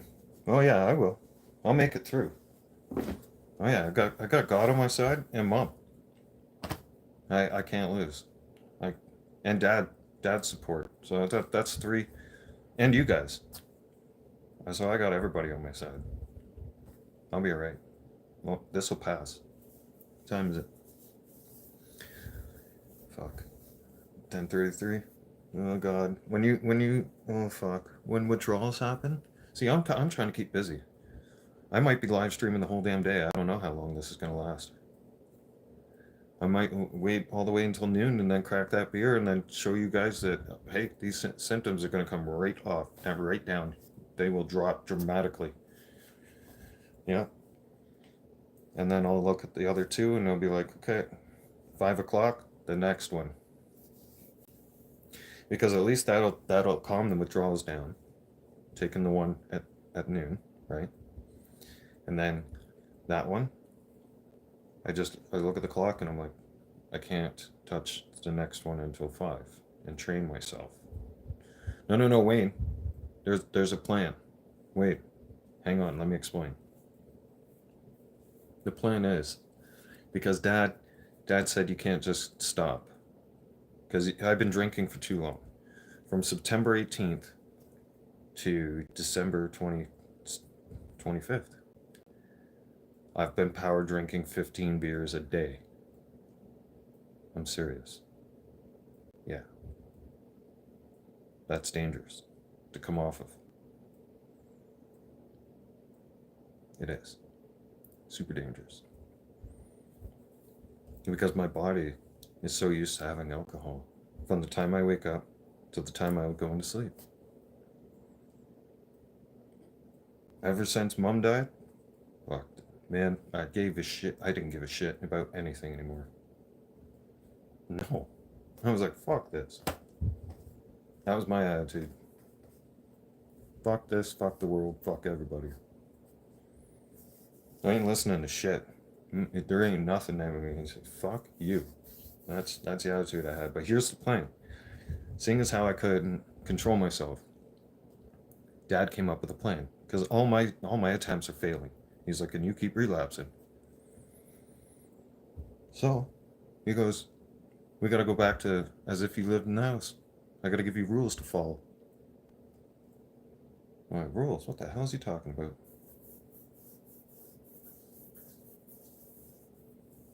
One smoke? Yeah. Well, even the smoking this morning. I haven't had a cigarette since this morning because even the smoking, like a few puffs of that, and my body was like trying to puke. My body's like, no, what are you doing? Fucking done and over with in February, I think it was. Yeah. Excuse me. And I was just on this. Yeah, I was doing great. Once mom passed away and I started drinking heavy again, oh no. Kaplan, welcome. And Wayne, welcome too, by the way. Um, I don't want to lose my train of thought here. Okay, when I started power drinking, that's when I started smoking. See, smoking and drinking go hand in hand with me. Once I've had like 4 or 5 beers, that's like, I need to smoke. Because that's the way it used to be yeah, that's the way it was always. It's always been like that. Yeah. Like all my old habits started coming right back after mom passed away. And I feel it's very important to explain to everybody because I was struggling with sobriety and I was on track to being sober until the day I found out my mom's dying. Oh, it was like my whole world was crashing around me. It felt like I was I was finally doing so well, and I had all my shit together, and I went from zero, from having nothing in 2020 to having everything I have now, being so blessed, and then I felt like all my accomplishments and everything I had just done it meant nothing, just nothing. It was like I did all that hard work for nothing. Because now God's taken away my mother. Great. Fuck.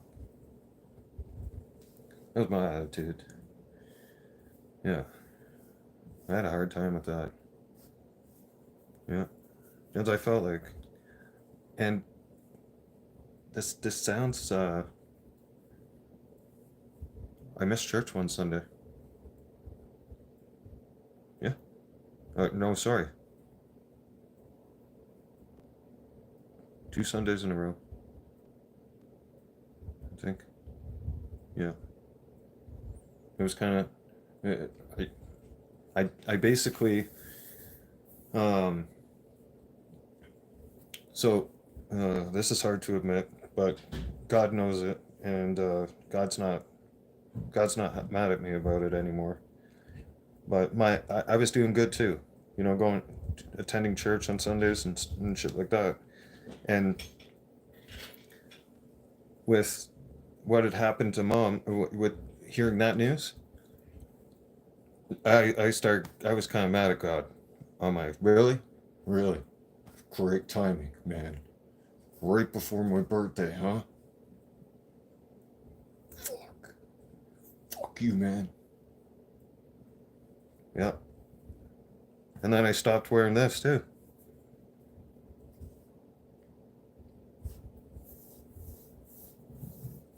And someone told me to stop being mad at God, and it was Dad.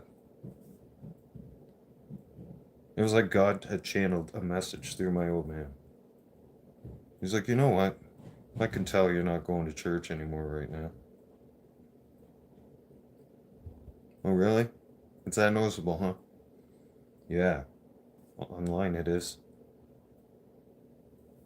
Yeah. I'm like, yeah, well, I'm not really happy with him right now. Why? Well, he's taken my mother.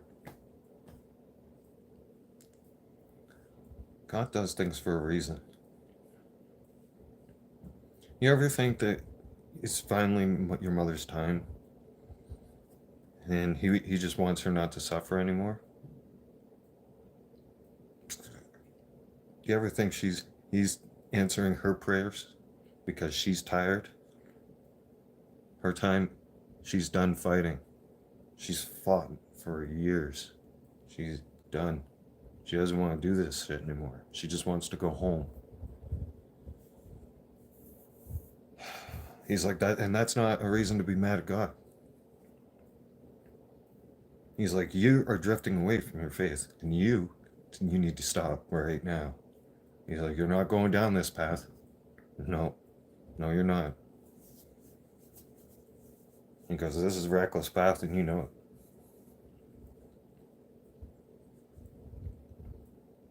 Man, does that ever hit hard?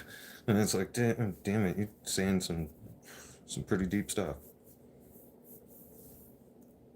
So I kept going to church, and I told him I'd slow down on drinking, but that didn't happen. No, but I was going back to church again. I was getting closer to God again. I stopped being mad at God. Yeah, I kind of felt silly for being mad at him, but he knew it was going to happen anyways. I mean, the guy has a crystal ball or some shit up there. I don't know, probably like digitalized and shit. Just like, zoop, and he could see everything. It's like, yeah, hmm, hmm, hmm. You want to give me the finger, huh? Yeah, because I did. I'm like walking. As soon as I heard that news, that mom was dying, I was like, fuck you, man. Yeah, I gave him the finger. Yeah.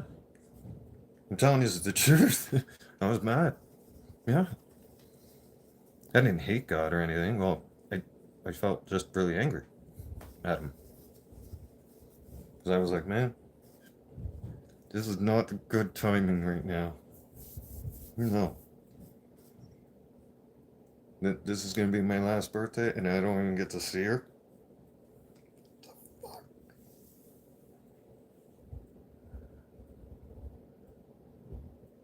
Yeah, at least I did get to hear her say happy birthday to me for the last time. Yeah. But I was mad at God because, well, we had a chat. I was having a chat with him in my mind, right? Oh, I attend Lakewood Church, Kaplan. Yeah, I attend church online. Yeah, every Sunday. I make sure I'm in there too, and you see it on my live streams too. I live stream church. Well, I live stream me sitting through church, and you get to listen to to me listening to church. But if you guys knew you guys know the conversation that me and God had, it wasn't a nice one. No. I'm like, how could you do this, man? Why now? Like, it's my birthday, and this is the news I get for my birthday. Like, come on, man. Come on, this is bullshit. I said like that. Fucking bullshit, man. And yeah, I'm mumbling as I'm walking to the beer store. Yep. And I didn't look like a crazy person. Maybe I did. Who knows? A lot of people talk to themselves. I needed expert advice. But I was talking to God. Yeah. Total different story. Yeah, and if I was talking to myself down the street, I think people would look at me and be like, what the fuck is wrong with that guy? Yeah. Hockey kid, thank you. Oh, that happened. So, where was I? Oh yeah, the chat with God.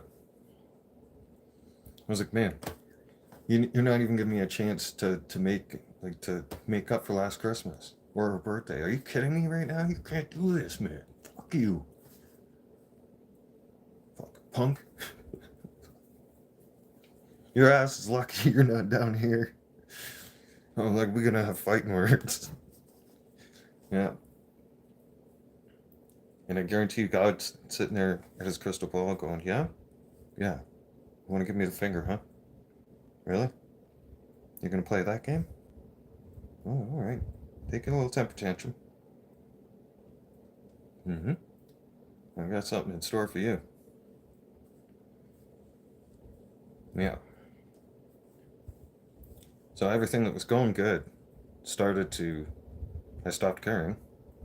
And the more I stopped caring, the more I started feeling that things were going downhill.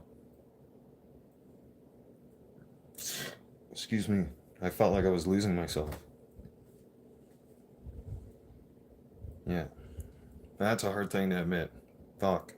As I look down, I look back up, I'm like, shit. But it's true. And then me and God after, because Dad could see how angry and hurt I was online. That's how he could tell my faith in God was just out to lunch. He was on vacation and needed to be brought back immediately. Yeah. Because I've been on vacation too long. Yeah. Dad's probably thinking it's time for your ass to get back to work. Yeah. And that's what I'm doing. Because I will be a hell of a lot better in the studio and be able to do studio work and be more successful at it sober. Think about that. Yeah, I have goals. Okay, so I'll explain. No, no, no, no, no. Hockey kid, you're good. Welcome back. Good morning. Or afternoon. Could be afternoon or evening. Wherever you are. Welcome back. And so the plan is this. Dad made a plan for me. Okay. So for the first week, or for this first case of beer, this 15 pack, okay, I don't have it. I don't have it in my sight. I only have three beers because believe me, I'm being policed on this one, literally. Now, I'm only allowed to have 3 beers today because I'm going through serious withdrawals right now. Like my body, I puked twice today. Yeah, could have been 3. I don't know. At this point, I don't even care. I just know it's been a lot. and my body's temperature and the shaking.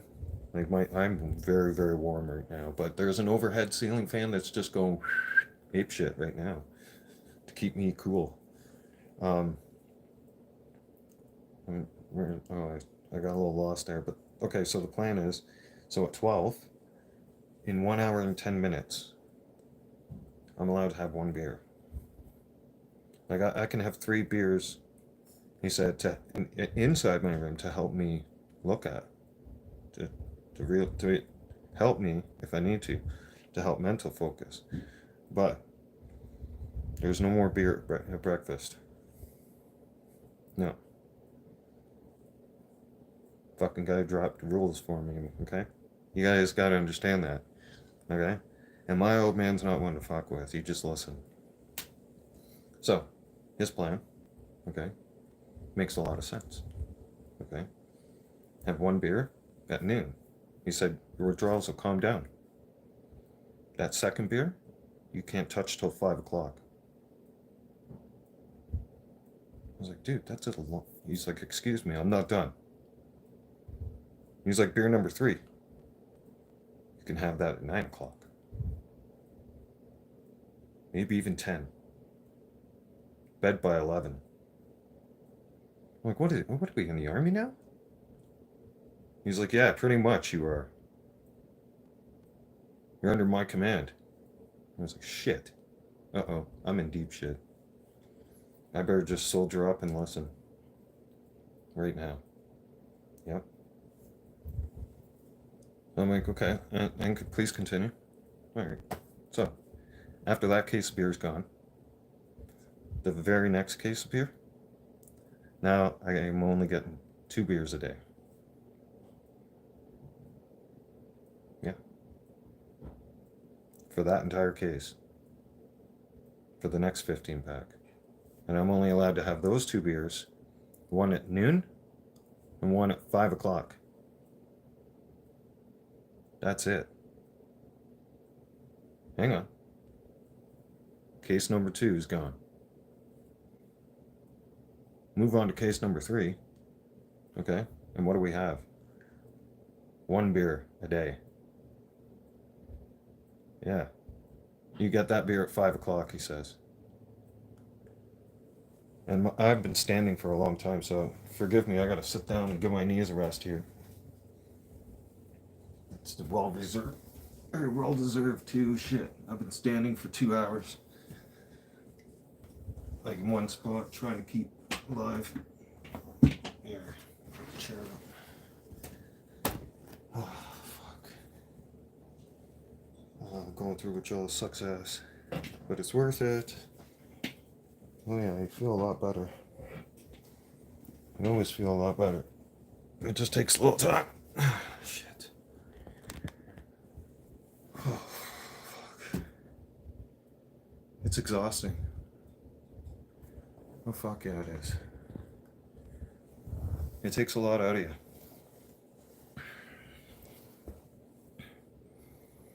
But, so, I get that 1 beer a day. Okay? We're not done yet. No. I'm not done explaining.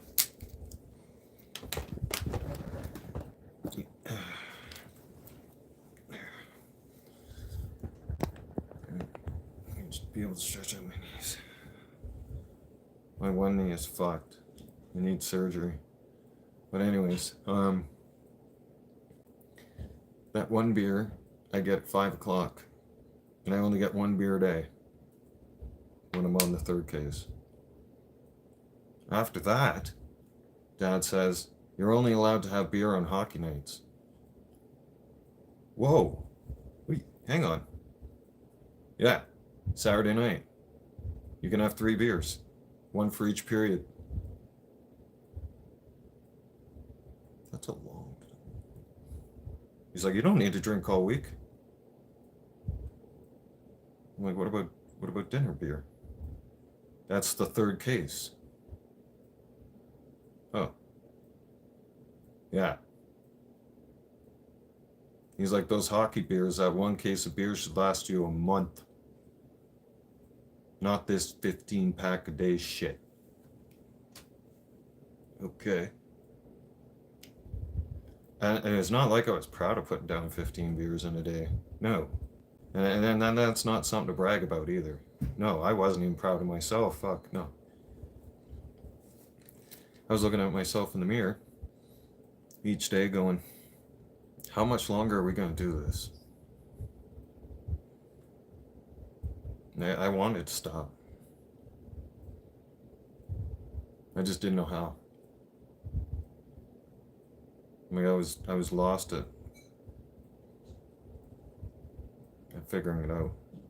I was trying my best, but I wasn't doing it right. And the more I tried to slow down my beers, then my body just craved even more. And then I found myself, oh fuck. The one day I went in there for the second time. Ryan looking at me like, dude. I'm like, Ryan, don't judge me. I'm like, I know I was here this morning, but yeah. Like I was right back there 10 hours later, 12 hours later. Because I didn't think the 15 pack was going to last a day, and I was right. Oh fuck yeah, I plowed right through. I went to 20 that day. Yep.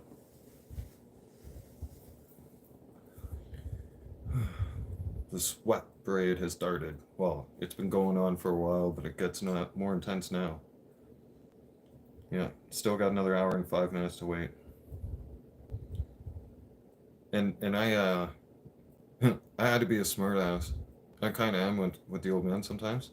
Like I have to throw a little joke in there sarcastically. Yeah, I've done that for years. He knows that. He always puts me in my place for it too. But no, I was like, so is that are all those times? Is that in Eastern Standard Time? He's like, no, Mountain Standard Time. Fuck, shit. There's no getting around this. Yeah. So there's no like sitting here at 10 o'clock my time and going, well, it's noon back home, so. No, no, no. He goes, it doesn't work like that. Because I know what you're thinking. No. Oh, you kind of know me too well, don't you think? Come on. After 27 years. Yeah. I kind of chuckled. Because he knew I'd probably have that in my mindset. I'd probably look over and be like, well, it's 10 p.m. It's 10 a.m. back east. Excuse. Ooh, that feels good. A lot of gas comes out, especially the day after you power drink 15 beers. Yesterday, I think it was a. I went for Christmas. I treated myself for Christmas, and I just didn't give a fuck. Yeah, I went on a 20 beer bender. Fuck. How long have I been on a bender for now? 3 months. Shit. Yeah, because October, November, December. 3 months straight. Could you imagine coming off alcohol after drinking for 3 months straight when you were already sober? This is the hardest to do ever. Oh, fuck yeah. The withdrawals suck. I'll tell you that right now. The withdrawals kick your ass. Yep. That's why I highly recommend you be monitored for the first 24 hours. Like for me, I can't quit cold turkey. If I do, I'll die. Yeah. If I try to quit cold turkey right now and don't put any kind of alcohol in my body today, I won't be around tomorrow. No. There won't be a live stream tomorrow. Kind of thing. There wouldn't be. Do you understand what I'm saying? I wouldn't. What are we at right now? Hour. Let me do some quick math in my head. We're on hour 15 without a beer. My body's going ape shit right now. Yeah, all the muscle, like even the muscles in my neck, all over my body, are tensing up, and like, oh yeah, my body is just freaking out. Because as a human being, you're made up of three parts: the mind, body, and soul. Okay? Now, your mind and your body, they're connected, obviously. Okay? But your body, your heart, your body, mind, and soul are three separate parts acting in three different ways. So my mind, I'm mentally strong. But my body is like, dude, you better give me alcohol right now. My body's freaking out like the little kid at the candy store that doesn't get his own way when they're going to checkout. Yeah. That's how I can explain withdrawals. Sounds like fun times, doesn't it? Yeah. It's not. I mean, it's great that I'm getting sober, but I mean, going through the effects of it. Buckle up. You're in for a ride. Uh-huh.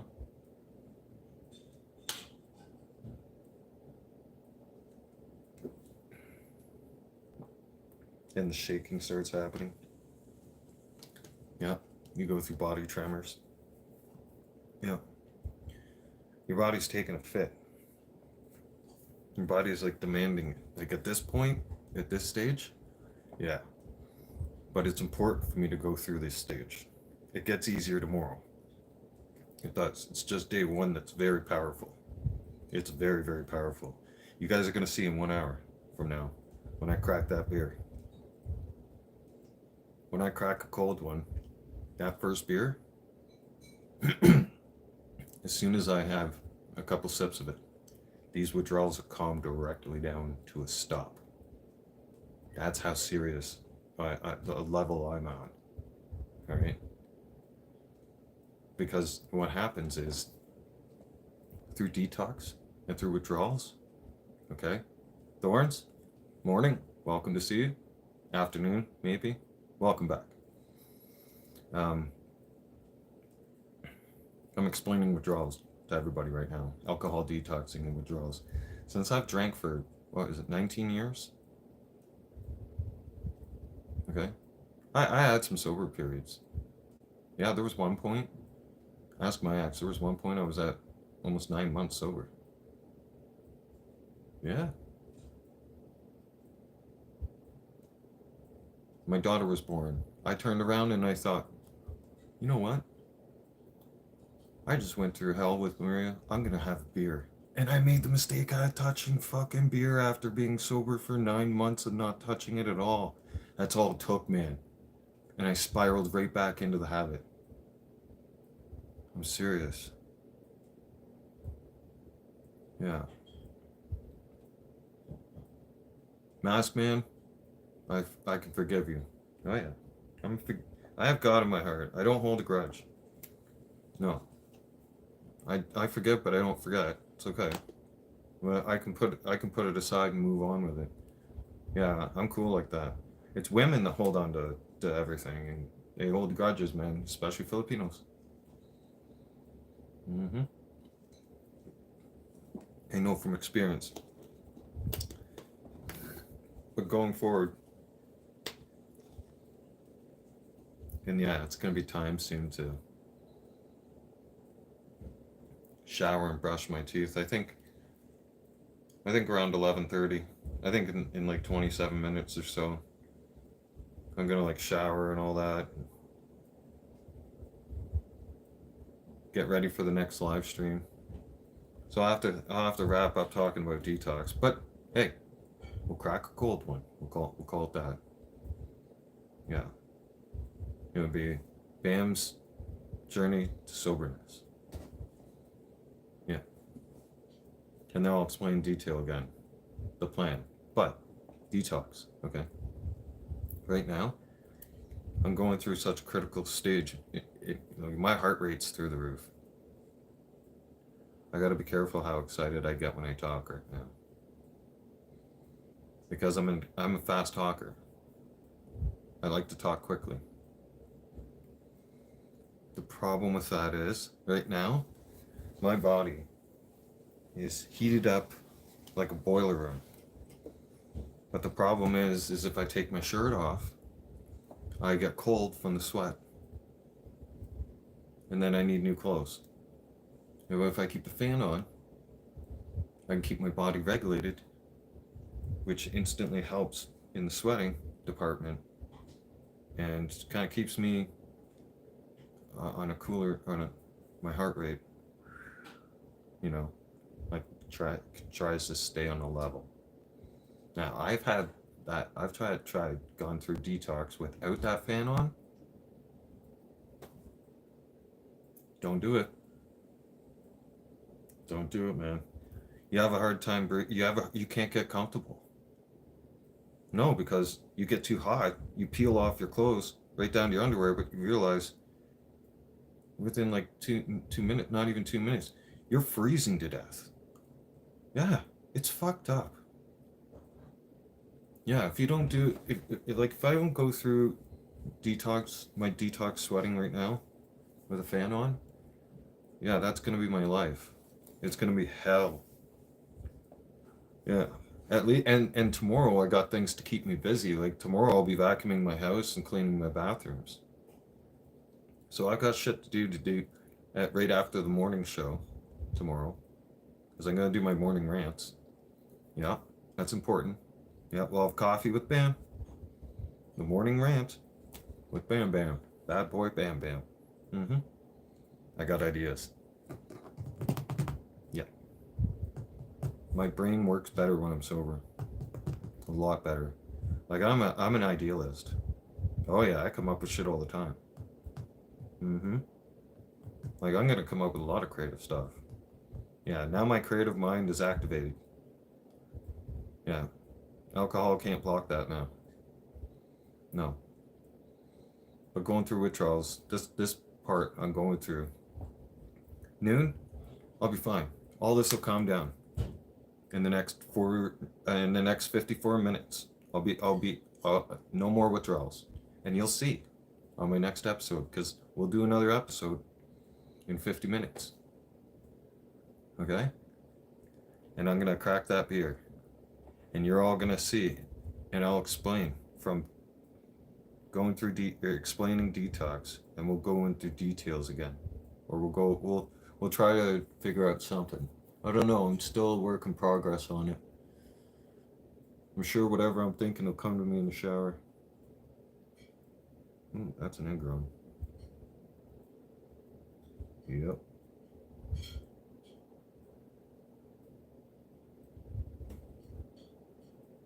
Fucker.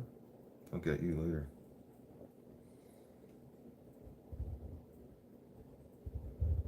Yeah, that's an ingrown.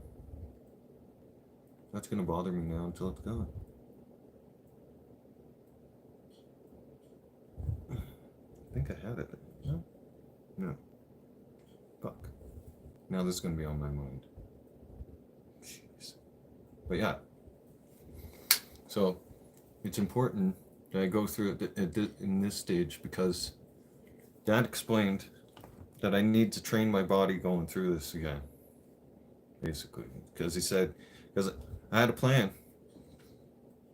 He told me it's straight up. I'm like, you know what? I'm strong. I'm strong. I can do this. I'm just gonna quit cold turkey right off the bat and only go to drinking on hockey nights. The hell you are. What? He's like, at this stage? No. You're past that point. You do something stupid like that, and you won't make it to see tomorrow. He's like, you've been through detox.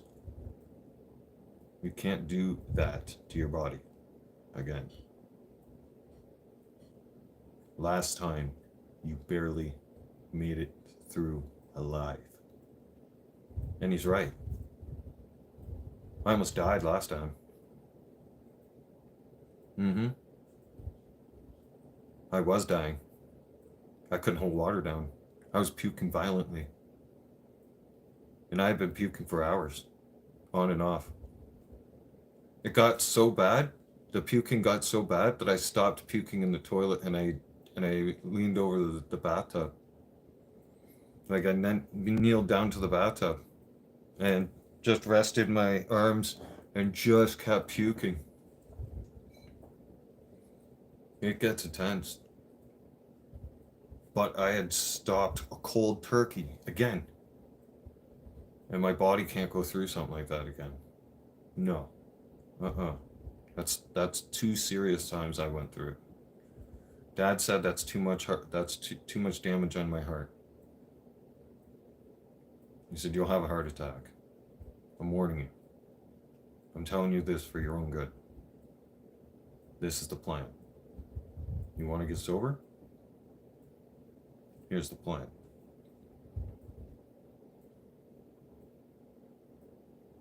I'm doing his plan. His plan makes sense. Yeah. All my other plans didn't make sense. No. I mean, I had good intentions, but for those of you who were thinking like I was thinking, please don't. If you're a heavy drinker, I cannot stress that enough. You need to wean yourself off.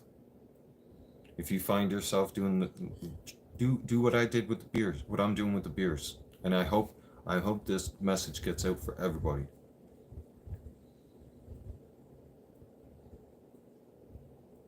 Actually, I'm gonna come out with the message. It's gonna be a clear, direct message. How to detox from alcohol if you're a heavy drinker. Right there. That's my next topic. I own that. If anybody else starts talking like that and takes my idea, I'll have to roast and toast them, I guess. But no, I mean, quite. It wasn't like I wasn't strong enough, but excuse me. That said, you're an alcoholic. So I know that. You've been drinking for 19 years. And how long have you been a heavy drinker? I said for the last 4, pretty much. Yeah, on and off, right? Yeah. What? You clear 15 beers in a day. Yeah. You've been through detox. What happens to your body when you don't have alcohol in it? I said, starts freaking out. Yeah. And you're getting sick in the morning without it. Yeah. You can't just stop like that. Don't do it. This is the plan. We start going through the plan. We'll go into more detail on the next episode, but in the meantime, I can't stress it out enough. We'll go through the plan. Yeah. Bam Bam's plan to soberness. I'll come up with a catchy headline. I got ideas. I'll have some time to think about it and shower. I'm sure God will give me some kind of a really cool idea and put it in my head, and I'll be like, yeah, I'm going to run with that. Yep. That's the one. It's day 2 tomorrow. The withdrawals won't be as bad because my body will be used to it. Right? Man, please don't feel bad. I'm getting better, dude. Don't worry. Soon? It's gonna be like, what is it? It'll be like, I think a month from now. But at least in going into the new year, by the time like end of January or even before that, I'll be down to just 3 beers a week, watching the hockey game with you guys. Yeah, that'll be it. And then Dad said, I said, what about summer? He goes, what about it? Same thing. You gotta wait till Saturday. I'm like, what about the hot days? Drink something else. Damn. That's strict. Yeah. You want to succeed, don't you? Shit. He's like, I know how much you love having a cold beer on a hot day. But it's not happening.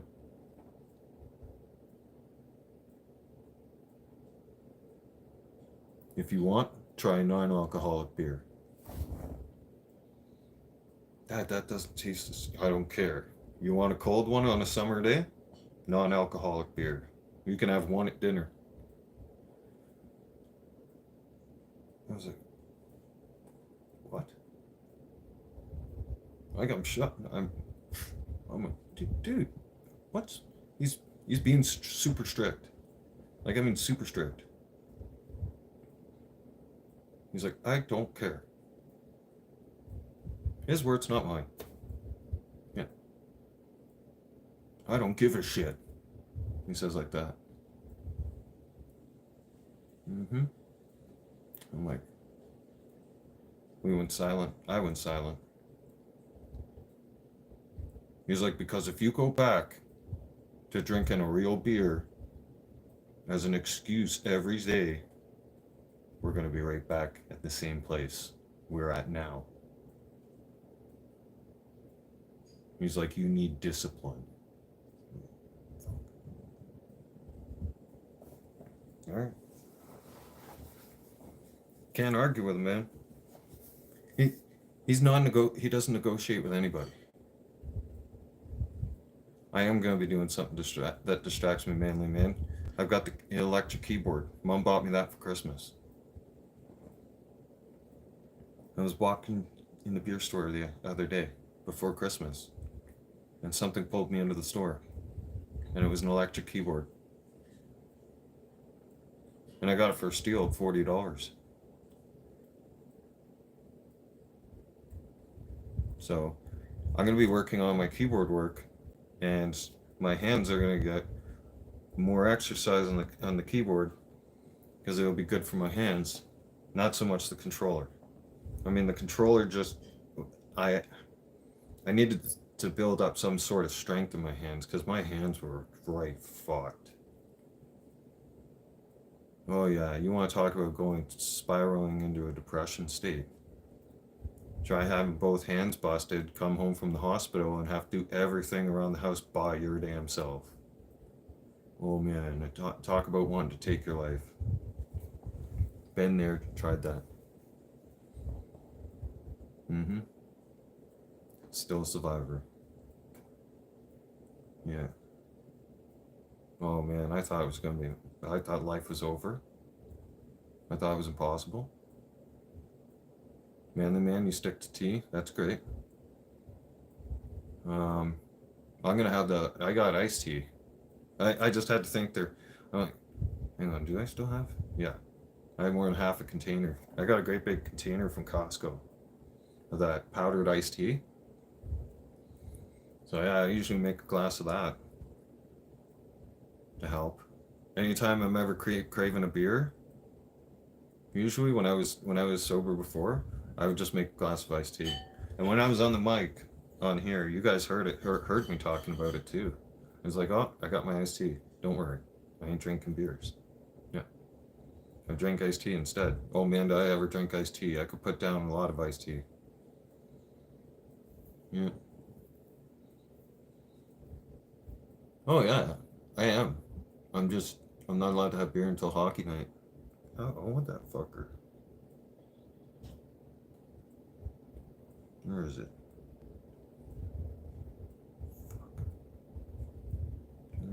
Fuck. No, still didn't get him. Or I probably did get him. He's stuck in the beard somewhere. Fucker. I'm one of those people, like, I got an ingrown hair. I can feel it. It's just a tiny little guy. Just a small bump there. Right there. Okay, right there. Yeah. I'll get him. But no, what was I gonna say? Oh yeah. So, because Dad said by the time hockey, here's where I was going with this. I knew I got lost track somewhere. So after hockey season's over, Dad said, "You're done with alcohol." What? Yeah. New year, new you. This is gonna bother me. I need to leave it alone. It's driving me nuts. It's in the back of my mind, haunting me. Like, hey, I'm still down here. Yeah. But no, here's the thing. So by the time I graduate at the end of January to that 3 beers a week on the hockey game, That's going to be it. Because he said once the Leafs are out of the playoffs, you're done. You switch. What? Yeah, manly man. I'm going to tell you the plan quickly. So Dan said I can have 3 beers a day for this one case. So that's a beer at noon, 5 o'clock, and 9 o'clock. Because he said there's no more drinking in the morning. There's no more beer for breakfast. He's like, yeah, you're cutting that shit out right now. Yeah. Now, hear me out, manly man. Now, once I'm done that case, okay, then the next case, he said, you only get 2 beers a day. Okay? And I get that one at noon. And I get that one at 5 o'clock for dinner. That's it. That one, now that case number 2 is down, right? When I get on to case number 3, now I get 1 beer a day. Yeah, and that beer is at 5 o'clock. I gotta wait till 5 o'clock. Yeah. After that case is gone, I am only allowed to have 3 beers on Saturday night watching a hockey game. I was like, what if the Leafs play on Sunday? Then make it Sunday. He goes, wait, no, actually, I don't want you drinking on Sunday. No, you got church on Sundays. That's not negotiable. No. Okay, hear me out. After hockey season's done, and so he joked with me. He goes, you get to drink beers once a week. Pick a game. For you, I would suggest Saturday. You always look forward to Saturdays. It will give you a goal to work for. All right, that sounds fair. And he said, moving on. After that, after hockey season, I'm only allowed, if I really want a beer, I'm only allowed to have non-alcoholic beer in my house. That's it. And I still have to police it, one rule. Yeah, I don't get that beer till 5 o'clock with dinner. That's it. I'm serious. Because I asked Dad, I said, are you serious? And he goes, yeah. You're getting sober. I was like, all right. That sounds like a deal to me. And he goes, because eventually you won't be touching it no more. I haven't touched it in 27 years. You're getting sober. Yes, sir. Yeah. See, when my brother and I were younger, I'll tell you guys this real quick before I end this live stream. I'll be starting a new one at noon, because we'll be cracking that cold one. Because I need this detox shit to calm the fuck down. My body needs to stop freaking out. When my brother and I were younger, my old man, we tried arguing with him about something. I don't negotiate with terrorists. Dad, we're not terrorists. You are in my house right now. You're under my command. I don't negotiate. And he says it in a very serious look on his face. I'll never forget it. Ever. We tried arguing with him one time. And the more we tried, the louder his voice got. And the closer he got to you. And it's like, dude, you're a little Dad. Dad. And you don't want to say calm down because you're just going to escalate the situation. Yeah, we found that out once too. Yeah. My brother told him to calm down once. He chased my brother all the way around the house. My brother took off so fast, like he had just robbed the 7-Eleven. He did. My dad caught him too. And he got his ass whooped. I still remember to this day. Yeah. He had a good head start. But he kind of wiped out going around the corner, heading into the kitchen through the dining room. Oh God. Fuck.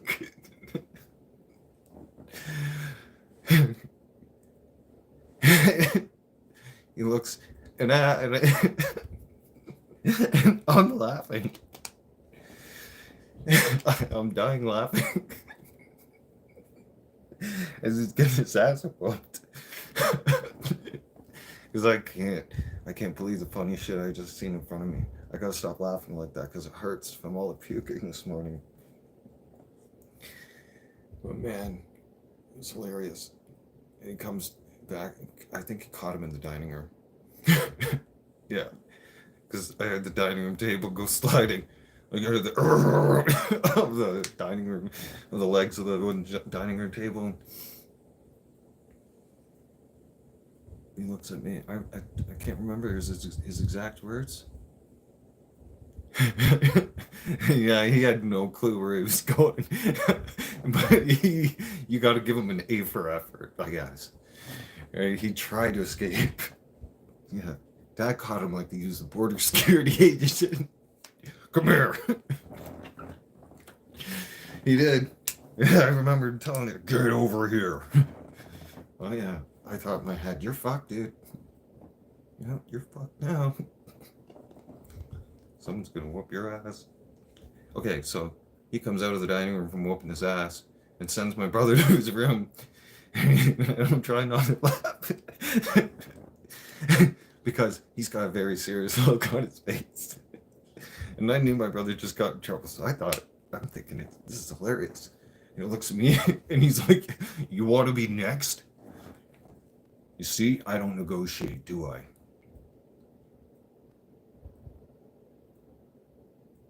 What? He says. No, sir. That's what I thought. Am I clear? Yes, sir. Mm-hmm. Disappear. Get out of my sight. What the? Dad, I was going to hang out with you and watch. Get out of here. Leave me alone. Go find something to do. Yeah. Batman. Yeah. We used to always. Dad and I would watch Batman. Dad and I watched so many movies together. Dad had a whole library of movies, man movies. It was all mostly action and army movies and stuff like that. Batman collections, you name it. Fuck, Dad had movies, man. Like, we had a VHS library. Mm-hmm. Every time there'd be a new action movie that would come out, Dad had to have it. Oh yeah. And he got it new too. Then he switched to DVDs. And then the house fire happened. Oh man, was he pissed. His tools, he had to get all new tools. All his VHS collection was gone. His DVD. Yeah. We did have a whole cinema in the house. I even bought Dad a surround sound system one year.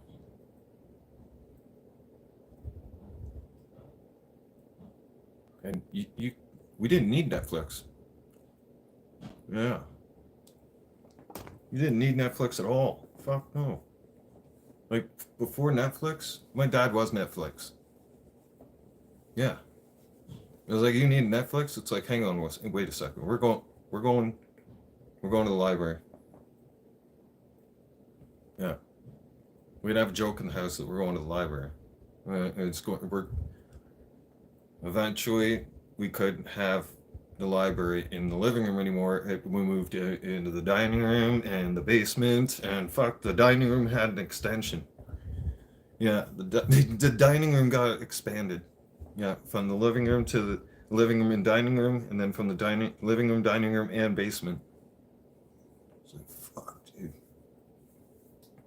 Oh yeah. When it came to doing his move, it was kind of a nightmare. Oh, yeah, I heard story. I didn't have the pleasure of moving them. But when they finally decide to move and retire and like go into like a retirement area type deal in a more quiet setting, far away from people, where the deer outpopulate the people. Yeah. I can only imagine. He's like, it took them hours. He's like, I was packing those things for days. Days. He said like that. I'm like, that sounds like the nightmare I had one time when I showed up and I had to move a teacher. Yeah. They just told me that I was moving a university professor. I was just moving the books out of his basement. Just to pack the books and move the books out of the basement. He's taking them to storage. And my paperwork said 9,000 pounds. Okay. Oh yeah. The old school nightmare movies, scary shit. But really quick. Um, 29 more minutes. There was books everywhere. Like, I got to this guy's house. I'm like, oh, this doesn't look so bad. What the fuck? Yeah. Older house. Like, I think the house, I almost 100 years old or some shit. Okay? And it was this old university professor, really, really old. Okay? He's like, come on downstairs, boys. I gotta show you something here. He's like, it's just a few books I need moved. Okay, this isn't, yeah. Like, this got my old man written all over it. Yeah, you're starting to sound like him right now. And we get downstairs, and I shit you not, there's wall to wall to wall, floor to ceiling of shelved books everywhere. Not a TV or computer in sight. Just books and his desk.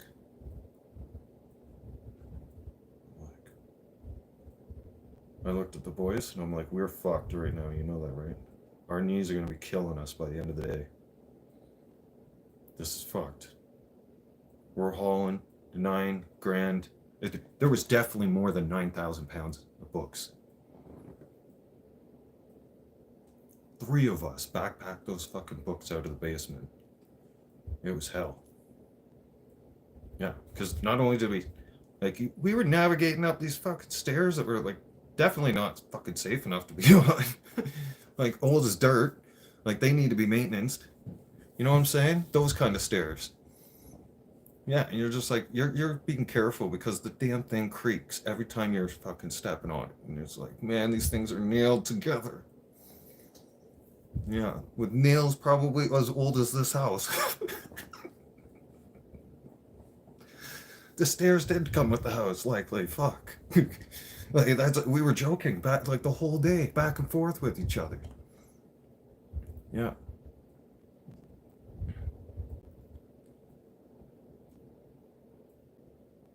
It was $8.99. Nice.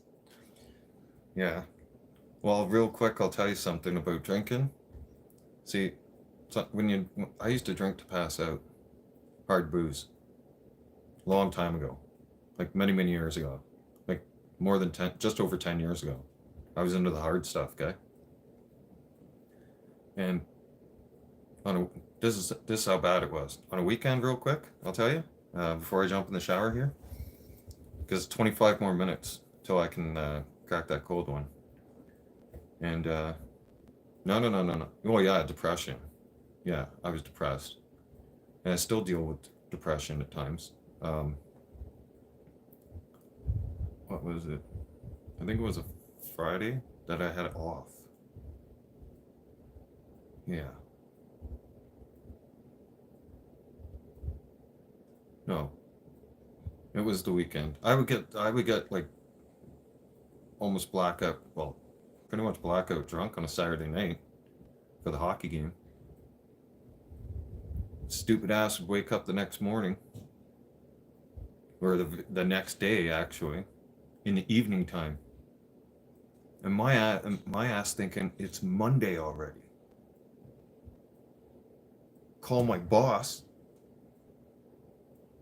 Oh crap, I'm sorry I'm late. I am very sorry. I'm on my way. Johnny, what do you mean? What are you doing? It's Sunday. I'm like, embarrassed as fuck. I'm like, are you sure? And it's Sunday evening. And I'm confused because, like, I thought it was like the start of morning coming up because it was it's summer and there was like this orange sky.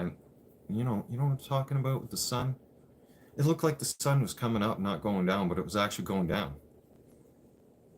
All right? And he's like, Johnny, how much have you had to drink? You gotta stop this shit. I'll see you at work in the morning. And he hangs up. And I'm like, damn it, I feel dumb. I feel embarrassed. I feel stupid. Yeah. And then you can't help but think the whole night, because I've had those nights, and it's like, shit, I gotta face that guy in the morning. And my boss at the time was like the spitting image of my old man. But stricter. I'm like, I am so screwed tomorrow. He's gonna make my life hell.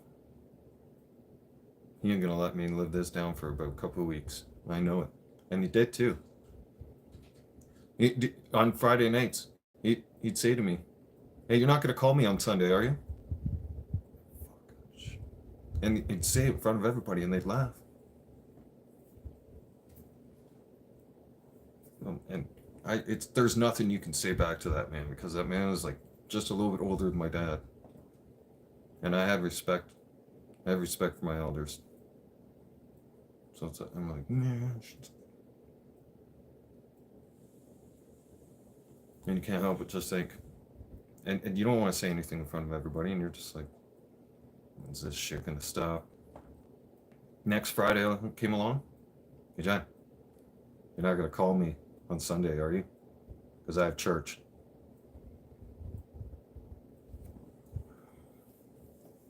Man. That guy didn't let me forget about that for the whole month. The third Friday, we're getting ready to leave for the weekend. Are you gonna call me on Sunday? I did like that. He's like, yeah, better fucking not. The next Sunday, or the next Friday. Are you gonna call me on Sunday? I'm like, you know what, man? I'm like, I'm getting real tired of hearing this. And I'm getting real tired of you calling me on Sundays. He goes, that was the third time you had done that. You realize that, right? I hope it's installed into your head. Stop drinking.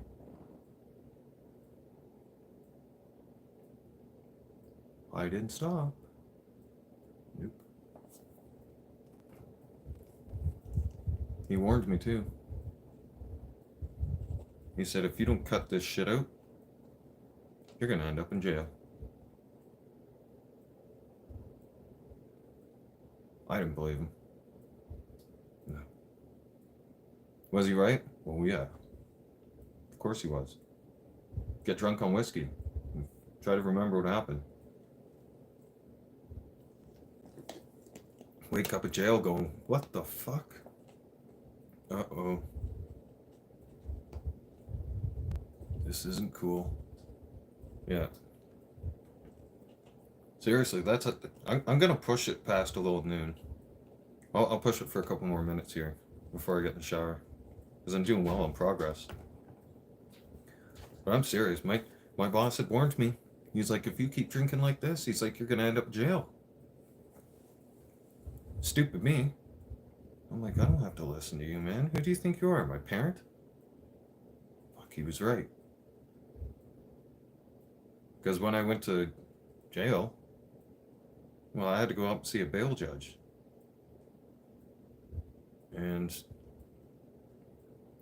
Or to see if I could get released. And as I go into the video courtroom, like they have this cell that they put you in, and there's a video screen and phone you pick up. And we're looking, and before we begin, we just want to advise Your Honor that the officers are protesting the bail release of this individual. Oh, what the hell does that mean? Or they're contesting his bail, and they do not recommend he gets bail. And he goes, I acknowledge the recommendation and I agree with this. I'm like, whoa, what the hell happened? I'm like, hold on a second. I interrupt the judge right away. I'm like, hang on a second here. What happened? I highly advise you that you speak with a lawyer. And I'm going to tell you something. Get comfortable. You're going to be here for a while. Shit. I'm like, how bad is it? 9 assault charges got read out. I'm like, holy fuck. Oh my shit. No. I instantly started having regrets. I was like, oh my god, no. I'm freaking out. I've never done time in jail. I'm like, no. I'm like, this can't be happening to me right now. I'm like, this means my freedom's gone. I'm like, how long is a long time? I did. I had a freak out. I had an anxiety freak out right there. And the guards had to get me away from the phone. And they excused me from the court. And they decided to give me another bail date. And then a lawyer told me, he's like, yeah, I don't suggest we go for bail right now. Don't even try. You're going to have to wait a little while. I got to figure some stuff out. That's scary to hear. That's scary to find out, because as a person who values my freedom and loves my country, like, I've always tried to toe the line and behave. So this was like, all my freedom's gone. Like, I don't know what to do. I'm freaking out in my mind. What's gonna happen to my stuff? Everything. I had to call my brother. He had to take care of everything for me. And I mean everything. Yeah. My brother was solid for me. He was there every day. Every day I'd call him from jail. Yeah. We didn't miss days. Never. We always checked in. And it was him that kept me calm. And he suggested to me find something to do, so I started drawing again. Because I used to draw. He's like, you have to calm down, man. You have to stop freaking out. Or else you're going to have a heart attack. Stop worrying about everything right now. I got it. I'll take care of it. Don't worry. He goes, you just need to focus on yourself. Get sober. Yeah. And I started to, I was sitting there and I'm like, fuck. I'm like, why didn't I just listen? I'm like, God, please, I'm sorry. And I started saying, and I started instantly having regrets. Never touched whiskey again after that. 10 years later. 10 years sober off that shit. Yep. 10 years later, I'm a much better person. If I would have stayed on that stuff, I would have ended up getting killed, dying, or a very long time in prison, not jail. Yeah. It could have been worse. That's what my brother said to me, and those words couldn't have sunk into my head hard enough. He's like, you know what, man? He's lucky. It could have been a lot worse. It could have been much worse. He's like, you need to stop. He's like, you can't touch hard booze ever again, dude. He's like, Dad said you can't touch that stuff ever again, and he means it. He doesn't want to talk to you right now. That hurt so bad. I'm like, because he was my rock growing up, a person I could talk to. Dad didn't even want to talk to me. He was too disappointed. Mom didn't even want to talk to me. And they were warning me to stop. They didn't talk to me until I got home to my brothers 4 months later. That's when they talked to me on the phone because it was Christmas time coming up. Yeah. 14 more minutes. Fuck the shower at this point. I might as well go. I'm at 3 hours doing live. Might as well keep going. Why stop now? I swear I could be on live for hours and hours and it wouldn't bother me. Some people can't do it longer than an hour. Me? I'm addicted. Yeah, I'm addicted to making content. Yeah.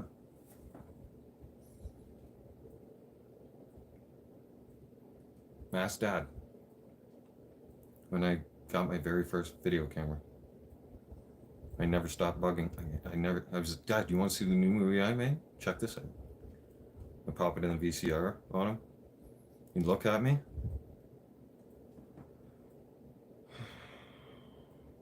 I was watching that show. Dad, just hang on a second here. Just check this out, right? It's 2 seconds. And he looks at me very annoyed because this is now the next video that he's making me sit through again. For the 3rd time today. Yeah. My mom had depression and she kept beating me every day for it. Oh yeah. Everything you wanted in your childhood is gone, yeah. Sorry to hear that, Manly man. Yeah, see? Some people drink here for years. Oh, man. Oh, man, we're getting close. 13 more minutes. I gotta find that beer. Because at least it's gonna start cooling my core temperature down. Hang on, I'm just gonna mute this for a second.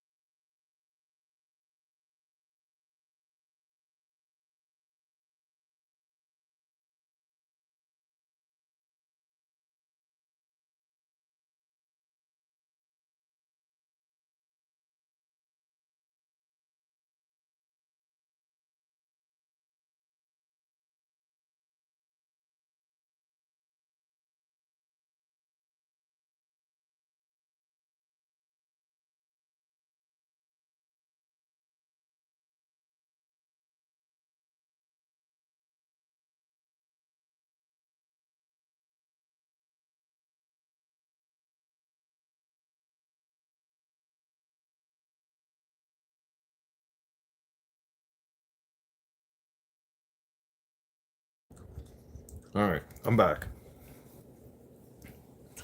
And I got the cold one. Yep. Yeah. Let me just move this keyboard aside so this beer's safe. Because I don't want to end up spilling my beer. Oh, that'd be the last thing I'd want. Fuck. I'd be mad.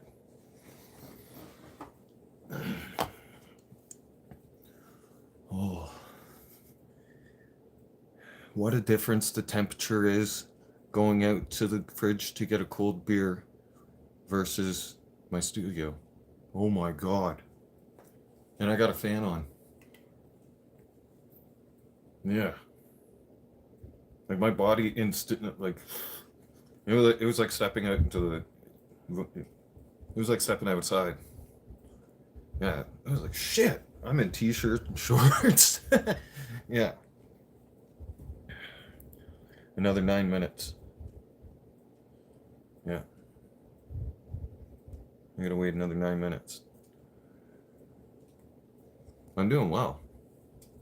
The old man's gonna be proud of me for this one. He won't tell me right away. No. But he'll let me know in hints. That's his way. Yeah.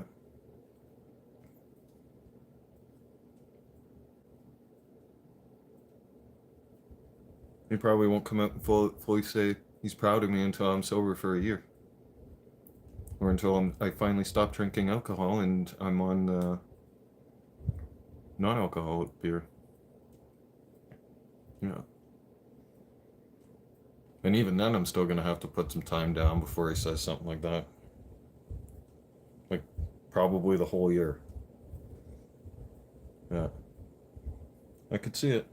I could see him saying something like when Christmas time rolls around next year, and he'll be like, you know what? I'm proud of you. You got a sober Christmas, and you stayed sober till Christmas. Because Dad knows what challenges are ahead of me right now. Oh, he's very well aware. Because I explained it to him, he said, I'm very well aware of what's going on. Don't you think? Yeah.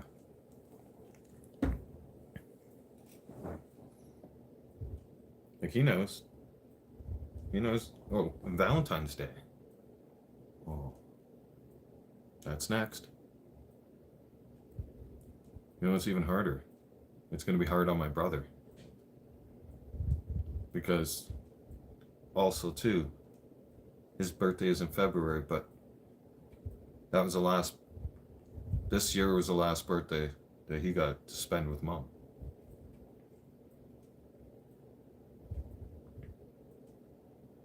So, that's not going to be easy on him either. No. I can guarantee you, it's not. No. Oh, my body feels like an oven.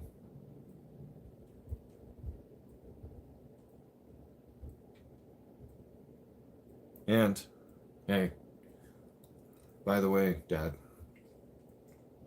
instead of having those two other beers sit on my desk, I kept them in the fridge so that I can't go back to that fridge and get one until 5 o'clock. Plus, I have some fresh grapes, some red seedless grapes. I grabbed a couple of those. Actually, hang on 1 sec. I'm gonna go grab a couple more. That was pretty good. That's giving me a little bit of energy back. I like that. 1 sec.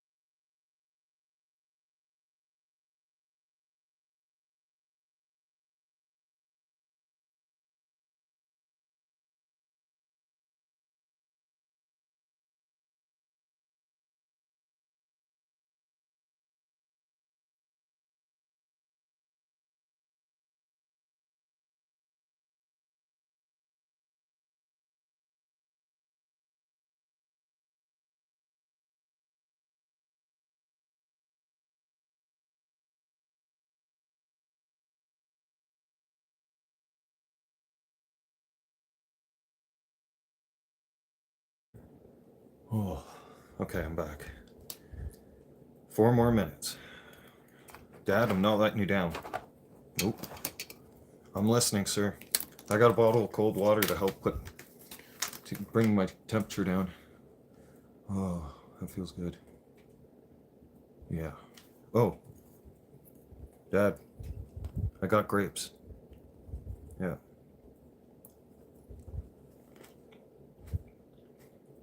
It helps. It tastes good. Yeah.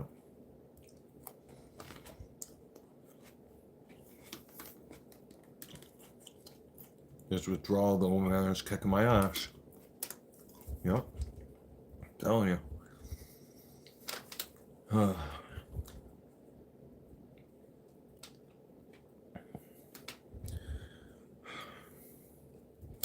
And see, when you're going through withdrawals,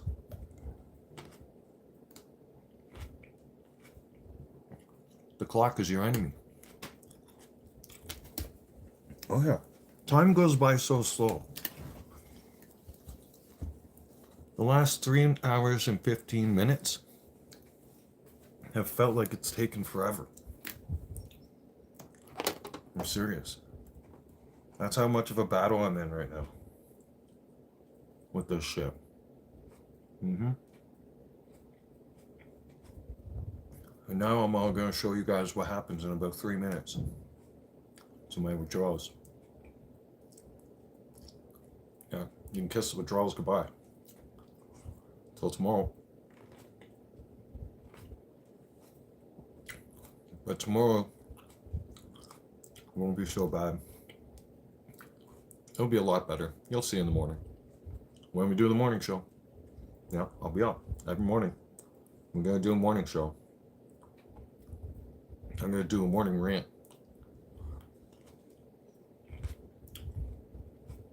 And you're all going to see me get sober.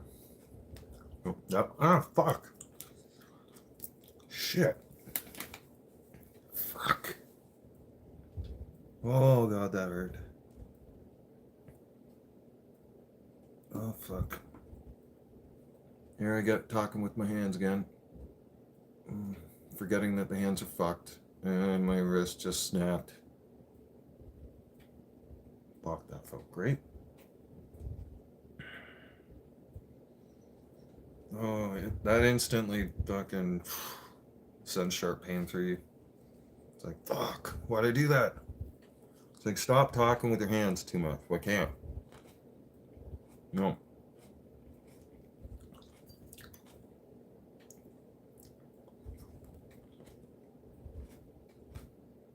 It is 11:59. I'm tired of going through the withdrawals for today. Tomorrow's withdrawals won't be as bad.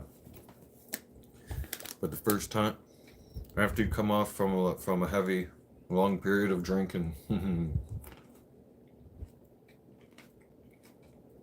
day one hurts everywhere. Don't try to do shit on day one. Stay hydrated. Stay monitored for 24 hours by someone. Get yourself some grapes. Okay? You're going to need a towel because the sweat party happens. And then my sweat party's finally over. For now. Till tomorrow. Yeah? Because you know why? You're all about to see my withdrawals disappear in the next 5 minutes. Yeah. So, now you guys have all seen my condition this morning, correct? Okay. You can't make this shit up. No. No, you can't. No, this is a real life going through detox right now. And trying to get sober.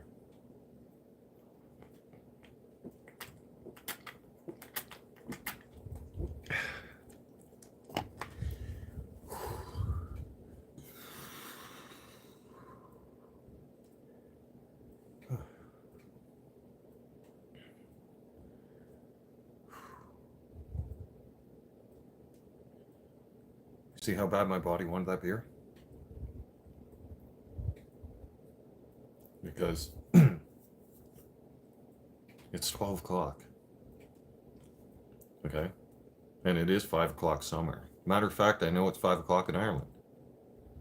So it works out perfect. Dad's like, you got an Irish friend? Yeah. You'll wait till 5 o'clock.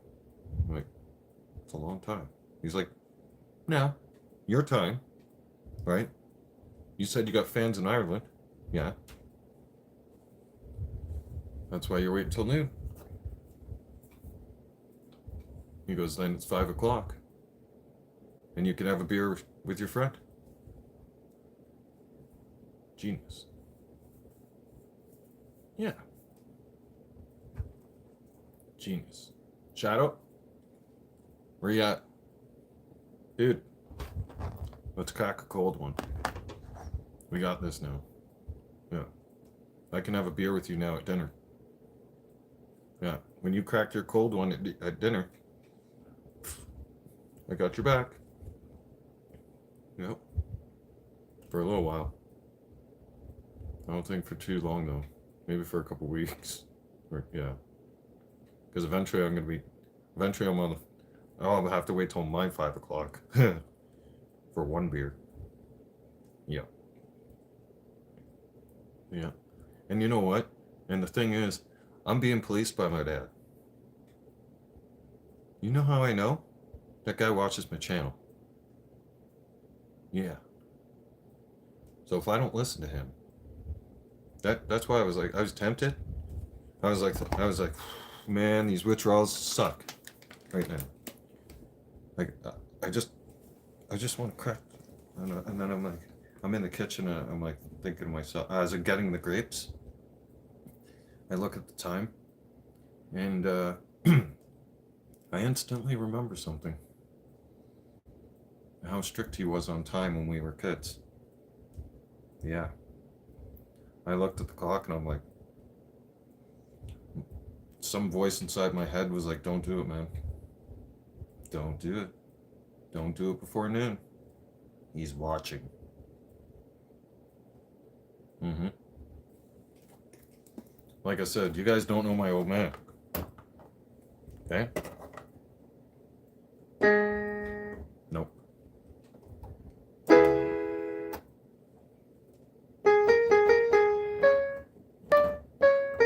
I'm gonna learn how to play the piano again. That's gonna be fun. Yeah.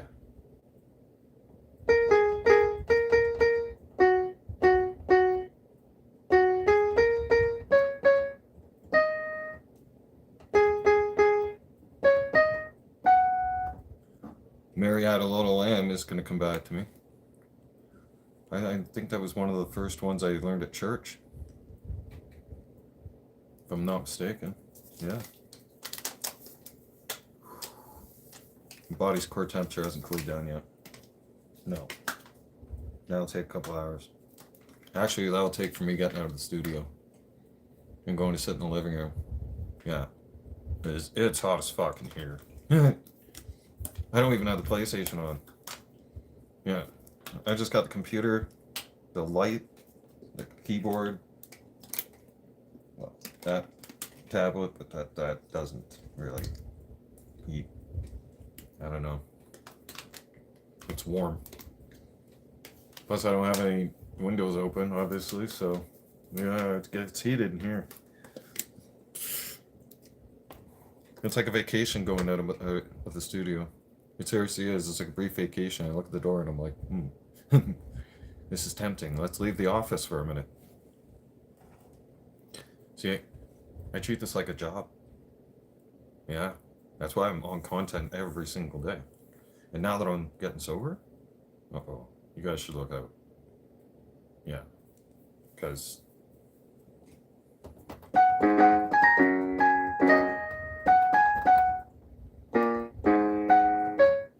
I'll have time to make up piano videos. And I'll record piano videos. Yeah.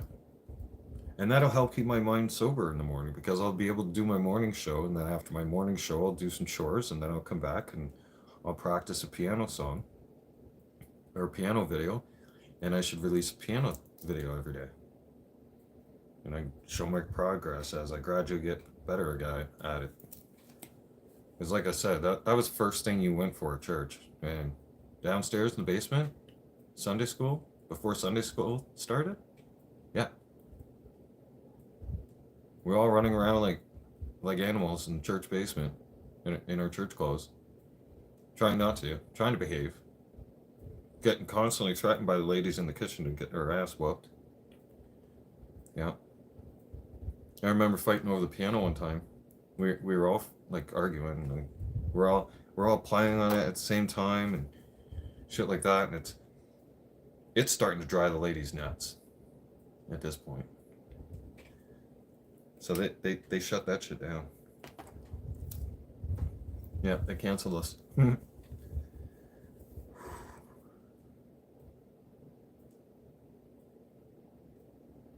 Okay, now my body's really starting to heat up.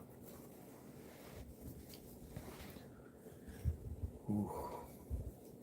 Oh fuck. Withdrawals are gonna get more intense actually for a little while. These withdrawals are not calming down right on the spot like I thought they would. No, it's not. Nope. My stomach is not really friends with that beer right now. Yeah. I gotta get this whole thing into me. Like, not quick either. Or it'll be too fast.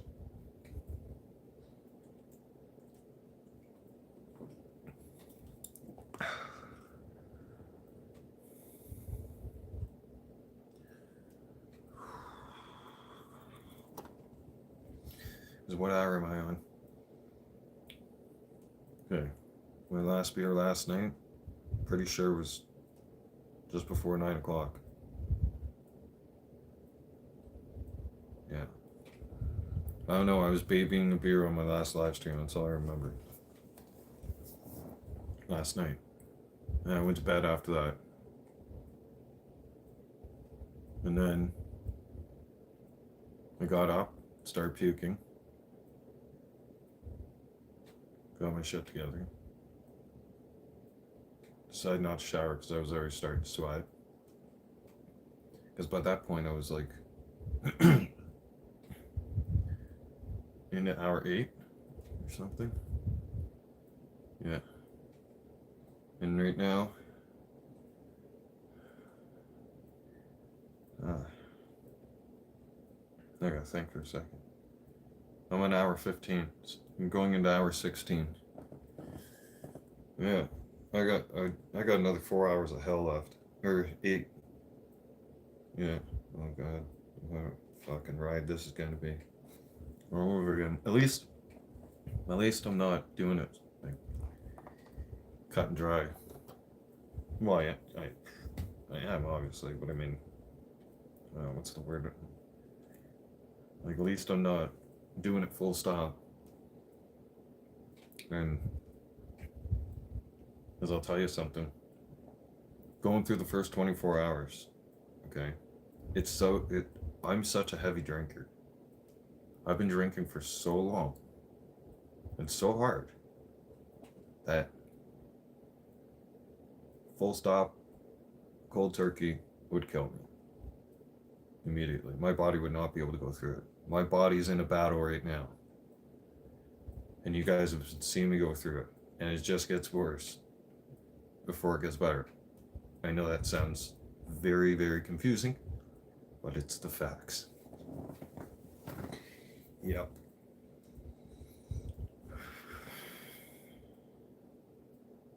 I've been drinking 15 beers each day for 3 months. And I'm not proud of that. No. When I look back, I'm like, that was reckless. And I prayed to God. You know, I had a prayer this morning. And I'm asking, I'm like, Please let me survive this, because I'm done. I'm getting sick of it, doping like that. I just want to get sober and survive this, because I'm terrified of this, of detox. Because I've been through detox so many times now. This is my 11th time. Yeah. My body can't do this again. I'm getting older. It's too much. It's way too much on my body. Oh, it kicks my ass. I'm telling you. Physically, mentally, and emotionally. Okay? It's horrible. I mean, the end result is going to be great. It's fantastic. But I mean, this part, the first 24 hours, oh God. Excuse me. It doesn't start getting better until like hour 30. It starts to slow down after hour 24 because your body has no choice but to force out, your body's forcing out a lot of alcohol. And you just deprived yourself, you just changed your whole body's schedule. Okay? Because my body schedule, I wake up between 3 and 4 o'clock in the morning. Okay? I crack a beer first thing when I get up. Okay? Let me tell you guys the routine I was on. All right? And then you're going to understand why I'm going through what I'm going through. Okay? All right. So, let's get comfortable for this. Yeah. I would wake up at 3 o'clock in the morning, crack a beer. Okay? Get on the PlayStation, do my thing. Okay? But I have the case with me in my bedroom. I'm stocking beer in my room.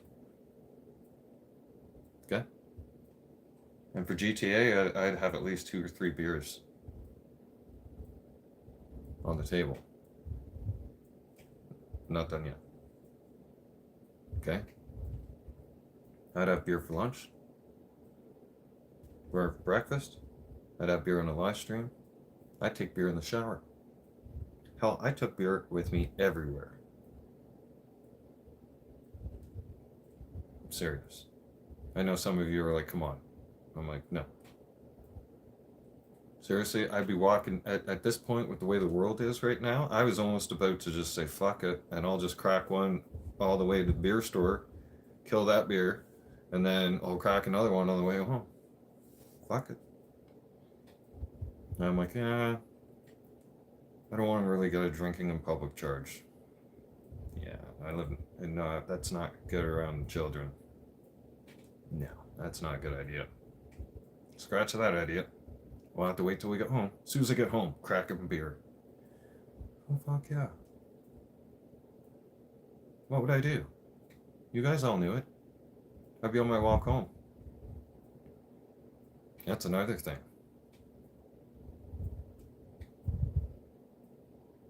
I'm allowed outside. I'm just not allowed to go to the beer store. Again. Yeah. I can't. No. Dad's rules. You can have your beer delivered. Till the end of hockey season. I'm like, what? Is he talking? Why? Because you can't go near there. Because all this work will be for nothing. Dad, I know, yeah, but I know people. And he goes, yeah, you know people like the liquor store, the weed store. And the second that you go for a walk in that area, you will get walked right into that liquor store. Mark my words. That's why you were struggling with sobriety for so long. Every time you went out for a walk, You couldn't help but think about that, and your ass got led right there. Jason, what's going on, brother? I'm about to explain everything again. I want to explain this again for everybody because I don't think a lot of people were tuned in at the time. Thank you, everybody, for tuning in, by the way, and the support. Smash the like and subscribe button, please. We're doing this. All right? Yeah. I'm not going near that place again.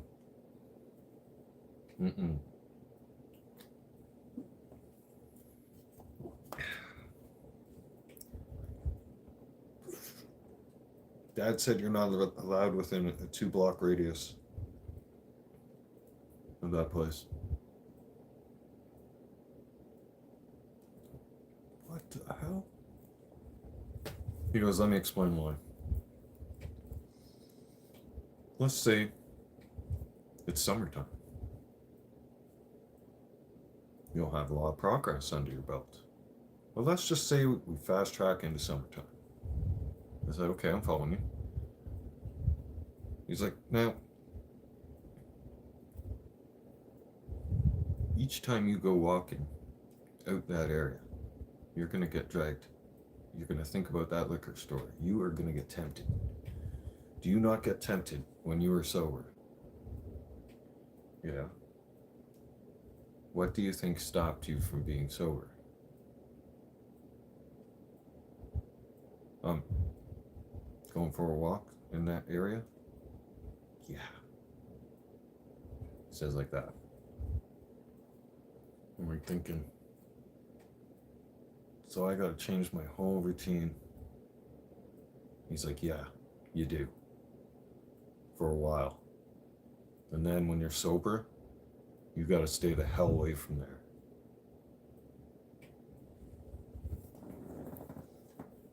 He's right, though. I thought I had to think about it. He makes sense. Like, everything that comes out of that man's mouth makes sense. You understand? Like, he does it for my own good. He's not telling me to be an asshole. Well, kind of. I mean, but in a good way. He's doing it because he loves me. Yeah. He was like, you're not going anywhere near that place ever again. You're not even allowed back in the store. I'm like, I don't get to say goodbye to nobody. They're going to think I'm dead. Like, Dad's like, don't worry about what they think. Yeah. Yeah.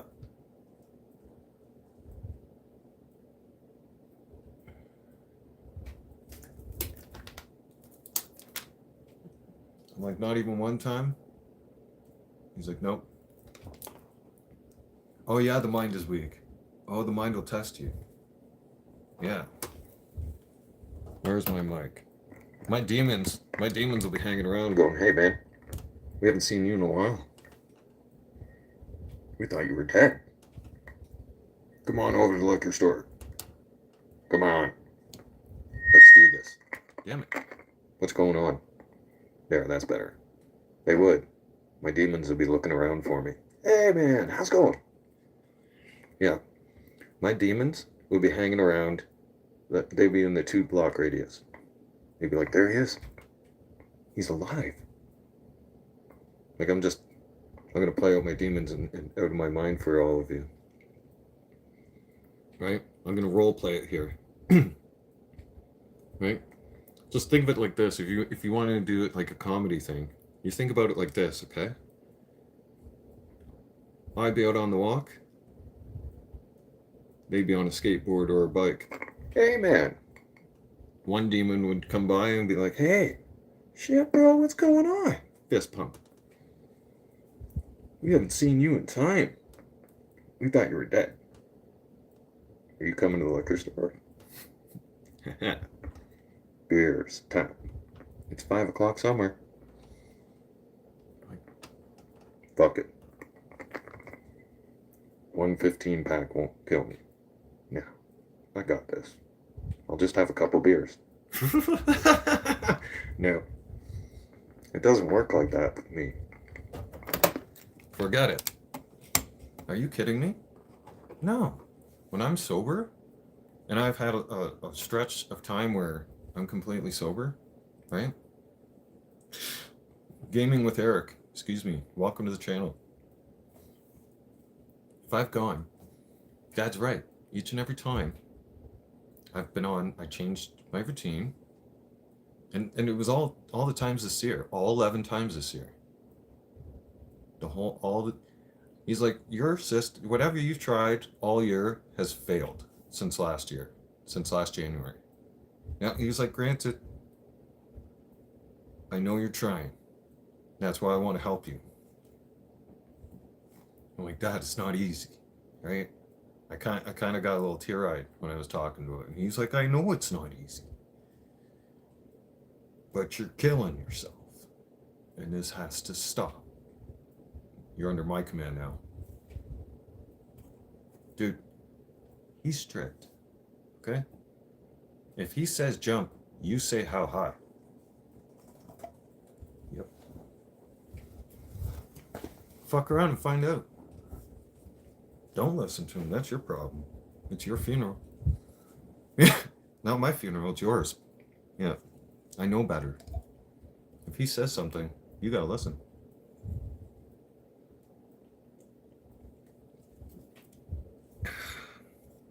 Now that I'm done half that beer and babying it, my body feels so much better right now. But, see, I'm not allowed to go into that fridge and touch another beer until 5 o'clock. And it's 12:22. But we're going to get back to why we're doing it that way. So, I'm listening to the old man, and I'm thinking, this is going to be good. This is probably for the best. Yeah. I'm not gonna, push him away and say, yeah, no, Dad, I'm just gonna keep on drinking, because he's just gonna give up one day and just be like, you know what, man, you're on your own.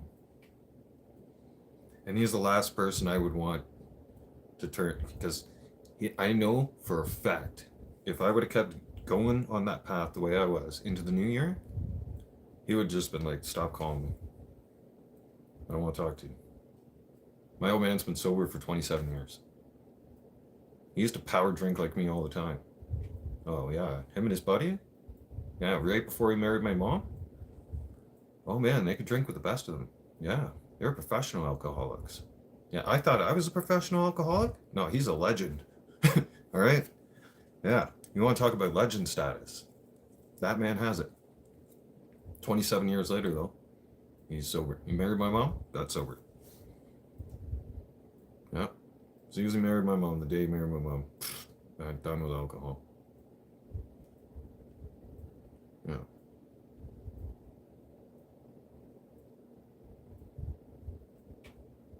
So, and in our house, it's all about discipline,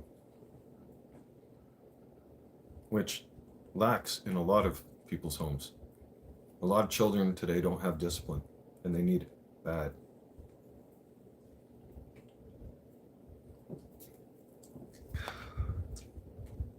See, my body's temperature's come down. Everything's starting to slow and get a little better. I'm trying to put this down as quickly as I can so everything can calm down slowly. Anyways, I can't touch that second beer for 4.5 more hours. Then, I'm not allowed to touch the next beer after that until 9 o'clock tonight. Okay? Tomorrow, same thing. But tomorrow I have to wait till noon again. Yeah. And then the process repeats. And then, eventually, okay, I'm going to have to choose what the 2 times I'm going to take my 2 beers at. Because once this case is done, once this 15 pack's over, which is in 5 days, 4 days now, 4 days from, excuse me. Daniel, what's going on, bro? Welcome to the channel. I'm going to quickly explain Dad's system to everybody on how I'm getting sober. So right now, for my first case of beer, my first 15 pack, all right, I'm allowed to only have 3 beers a day. All right, for the first case. 3 beers. That's it. All right.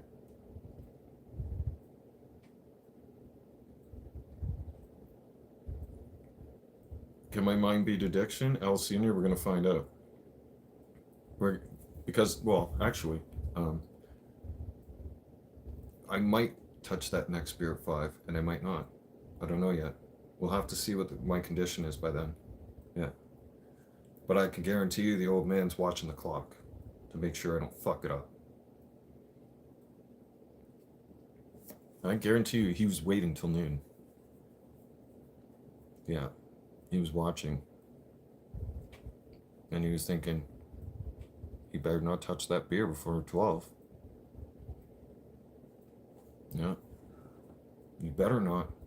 Because, you see, with the thought of him policing me like that, no, and I appreciate all of you. Thank you. I care too. All right? I really do. It's just I was in a dark place. I just, like I said, I just went out the kitchen. And I, like, fighting through my withdrawals. And I was like, oh, fuck, I can't take this shit right now. Like, this is just, oh, fuck it. This is too much. And I grabbed the beer out of the fridge, and I brought it back, and I was bringing it to bring down my body temperature, and I hadn't opened it yet. And I kept looking over at the clock, and I'm like, hang on a second. Dad's watching. Or he will watch. And then he'll find out that I didn't wait till noon. And then I'm shit. Chances are, likely, he was waiting for me to see if I could do it. To be disciplined. He wanted to see if I was going to listen to it and take this seriously. I wasn't letting him down. No. Because if anybody can help me get sober, it's him. Yeah. There's a reason why I'm under such strict rules right now. Because I damn well need it. And I know it. Okay? And that's just a fact. Now, 5 o'clock's going to come around. And I'll crack that second one. Okay, so hang on, let me finish. So when that case beer's done, it's no more 3 beers a day. But having those 3 beers at a regulated time each day is going to help train my body to wean down and come off of this stuff. Let me explain how. As soon as that case is done, the next case I get to buy, in order, I only get 2 beers a day out of that case. So not only is the 3 beers going to help and train and prepare me for the next case and for the next part of my journey, right?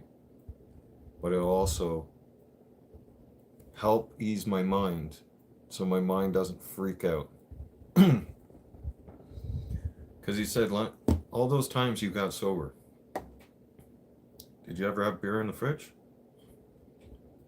I was like, no, man, I didn't even have beer in the house. I tried saying, oh no, I'm not drinking anymore. Beer's not allowed in the house. Yeah, well, you did it wrong.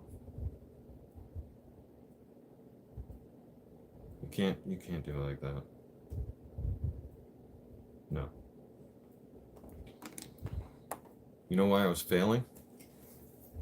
And one of the reasons why I was failing? Because A, I didn't do it on a system program like this. So when I explain, I'll explain. Because those 3 beers a day is going to help prepare me for the 2. Because out of that next case of beer, there's only going to be 2 beers a day.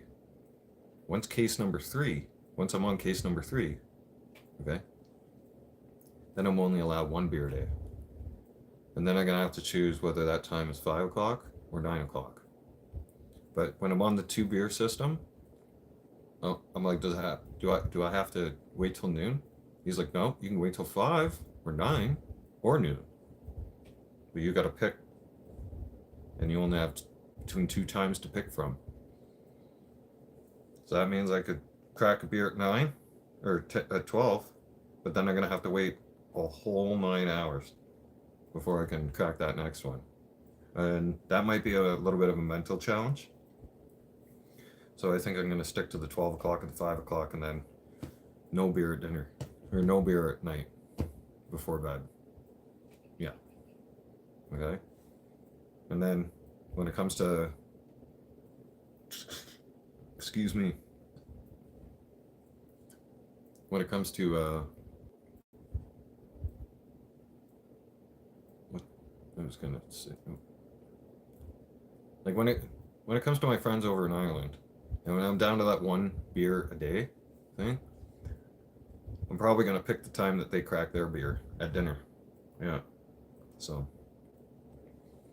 which will probably be noon. Mm-hmm. Some days. Other days I'll wait till my 5 o'clock.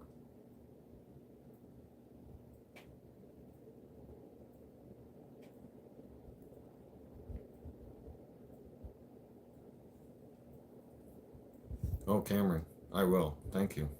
Thank you for the encouragement. Oh, don't. You guys are going to be following me on this journey. Yeah. Mm-hmm. I'm video logging it, the whole damn thing. Mm-hmm. You all are going to be monitoring me too. Yeah. Because I know for a fact, if I turn around and screw this up, I'm going to have a shitload of people turn around messaging me going, come on, man. You had one job. And you're fucking it up. Don't fuck it up. You had one job. Oh, I can only imagine the backlash I would get online, on social media if I turned around and failed. I got too much to lose.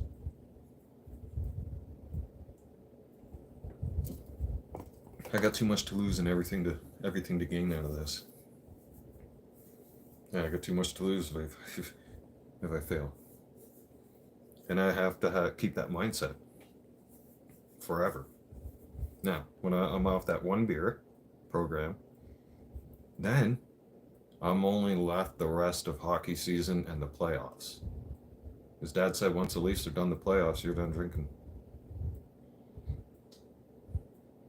No more alcohol. He realizes it's going to be a battle and a struggle for me every Saturday night for hockey. He knows that. Because I've had too many years of routine of drinking beer on hockey night. But when I'm on that one beer a week, or one beer a day, and that third case disappears. Okay. Is that white? On the skin. That's dead skin. Chewing the side of my mouth. Oh well. Once I clear that third case, and that third case is done, I've been weaned off of it for so long. Dad's like, you're not going to need a beer in a day. No. But you can have 3 beers at hockey. 1 beer for each period. I guarantee you he's going to be watching me at playoffs too. He's going to be like, you're not cracking that beer until the puck drops. Once puck drops in the first period, that beer's cracked. Then I'm not even allowed to crack the second one until the second period. And I know he's going to police me on that too. He's going to be waiting. Don't you do it. Don't you do it. He's going to be watching me on the screen. You better wait till that puck drops. Yep. I'm telling you. Yeah. And then after hockey season, that's it. So, if the Leafs are out in the playoffs in the first round, oh fuck, I guess it's going to be a long summer. Yeah. Because I tried to, excuse me, I should have known better. But I attempted anyways. I tried to negotiate with him. I made a slight suggestion. Big mistake. He quickly put me back in my place the way he put me and my brother in their place many, many years ago. Yeah, no. I was like, summertime is right around the corner. It gets hot, Dad. What's your point? Can I go back to drinking 1 beer a day? No. Absolutely not.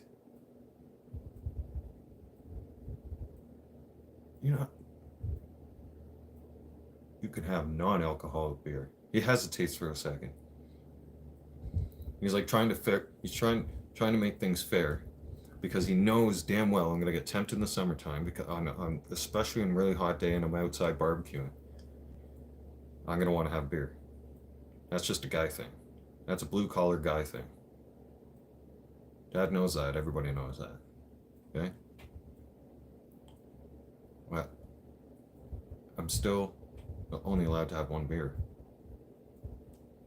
It could be a non-alcoholic beer, but again, I'm still gonna have to pick the time. It could be 5 o'clock or 9 o'clock. I'm like, what about noon? He's like, no, not during the summertime.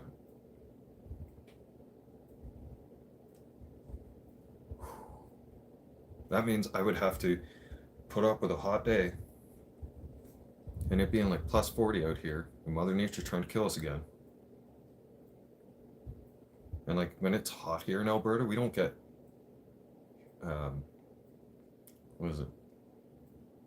It's not a humid heat. No. It's like you go outside for too long and the sun's gonna burn your ass. It's hot. It's the desert. We burn during the day. You could freeze to death at night. Yeah. I'm serious. The temperature drops like holy fuck at night during the summertime sometimes. Like it'll be night and day. It'll be like winter showed up. Winter has shown up when I've lived out west. We got 2 feet of snow one time in July and I'm like, what the fuck is going on? Where did I move to? Yeah. That's when I was first out here. I'm like, what the fuck? Oh, I seen all kinds of weird shit when I first moved out here. I'm like, what the hell? And beer was super cheap, and I'm like, fuck yeah. I'm like, this is great. Liquor's tempting. It's very cheap in Alberta. Yeah, I have a suggestion to the liquor stores. You want to solve some of the problems we're having in society? Start jacking up the price of booze. Yeah, don't give them a tax break on it. No, tax the shit out of it. Alcohol is dangerous. It is. It's super dangerous. It's bad for you. There's nothing good that comes out of it. I can educate you. I know. I've been doing it for years and years and years. Decades. Two decades. 2 decades too long. Yeah. Okay?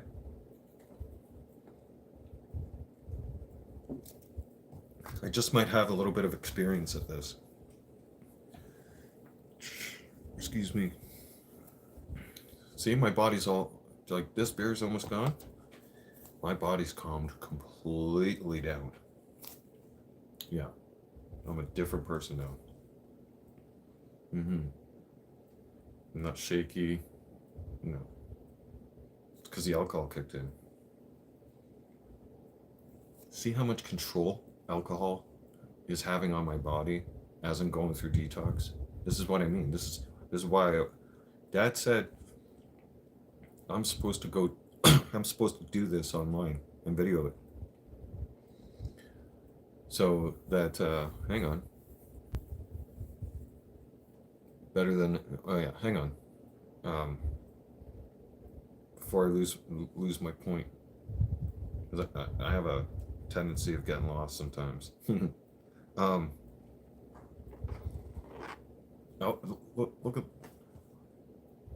at how much power alcohol can have on your body.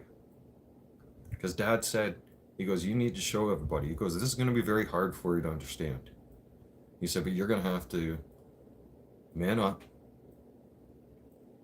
and show that you want to do something great. You want to get famous for something. You want to improve your channel. Yeah, I'll tell you how. Show them you get sober. I was like, hey, that's not bad. He goes, that's not going to be easy either. I said, why? He goes, because you need to tell them everything. You're going to have to admit your wrongs. that you have a problem and that you're an alcoholic. Fuck, I didn't think about that. He's like, well, you go on these stupid rants sometimes when you have had too much to drink, and I think, boy, fuck. I raised him better than that. Yeah, I was a little. I went back and compared after we had that talk yesterday after Christmas. Um, I compared this morning's video that I had made to a video I had made yesterday, and I sound like two very completely different people. He's right. I'm like, those are two different people right there.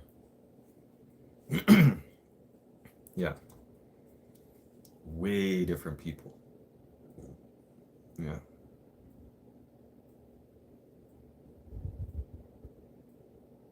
Oh, I'm not, Chris, I'm not completely quitting alcohol. Oh, yeah, I am. But I'm never going to stop drinking beer. No. I still love drinking beer. It's just not going to be an alcoholic one. Because for me, Chris, Dad knows that if I keep going down this path and I don't get it out of my life this year, if I don't get alcohol out of my life now, I'm never going to get it out of my life. It's going to end up doing some damage that's irreversible. And I'm going to end up getting sick, regretting it. Dad's like, the list goes on. He's like, by the way, he goes, do you think the girls want their dad to be a drunk all the time? No. He's like, do you think the girls are going to want to hang around you if you're drunk all the time? No. See, my problem is this.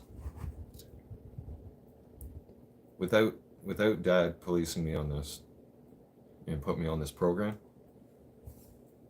and monitoring me and me not telling the world about it, he goes, you could turn around and say you're quitting, but unless you show them, they're not going to believe you. You show them how to do it. Educate people. Yeah. I'm stepping away from the alcohol. I'm not quitting it. Okay, I'm not quitting drinking. I'll have a non-alcoholic beer eventually. I'll be worked up to that. A man will always love drinking beer, especially on a hot summer day. A real man does. But what I'm saying is, for me, unless I'm told what to do with it by my old man, I just think I can do whatever I want. That's my problem.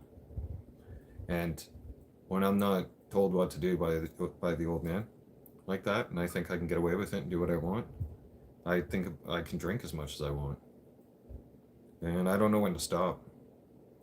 Yeah, that's my problem.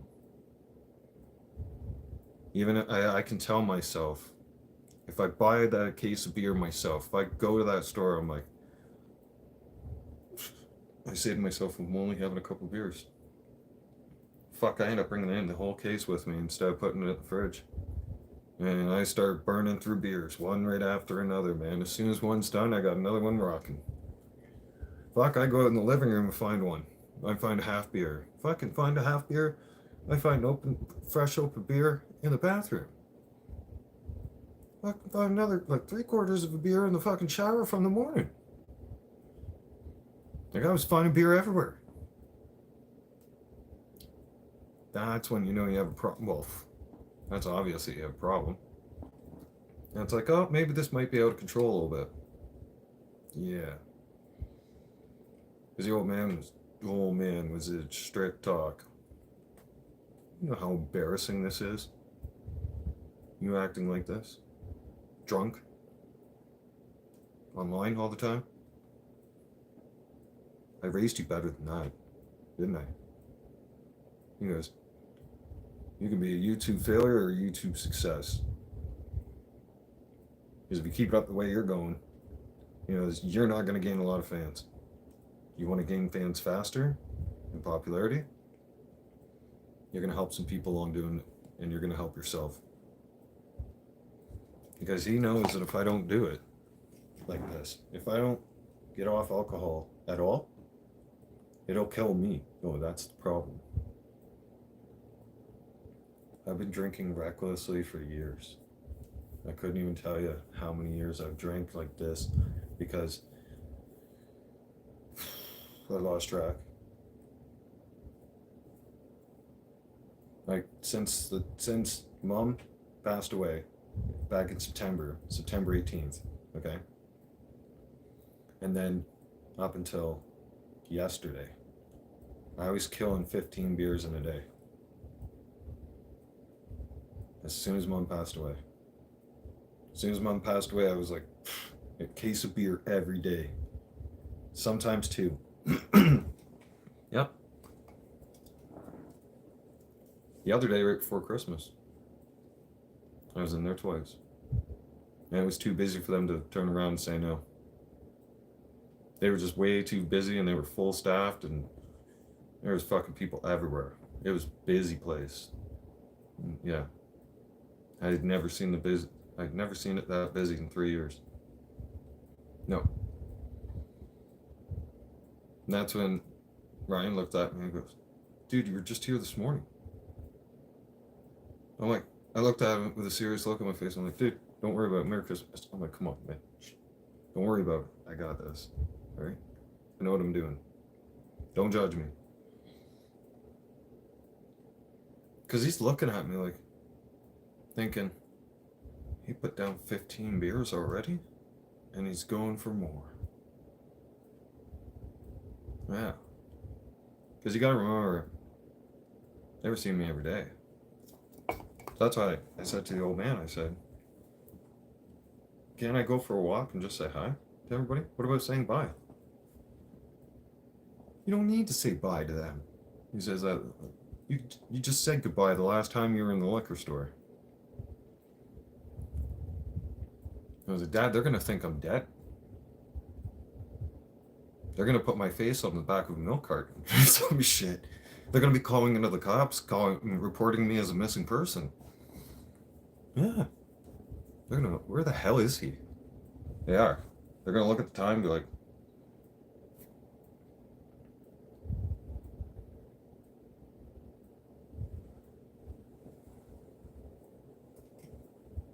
have you seen Bam? He hasn't been in here at all.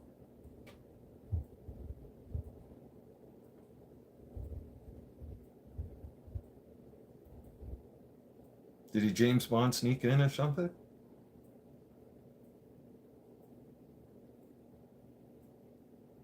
See, I could roleplay it like that. That's how the conversation would go down. But both employees, they would probably look at each other and go, "Yeah, good point." Because one of them's going to look at him and be like, "Hey, man, it's noon, and he still hasn't been here. Something's up. He's either dead or in jail. One of the two."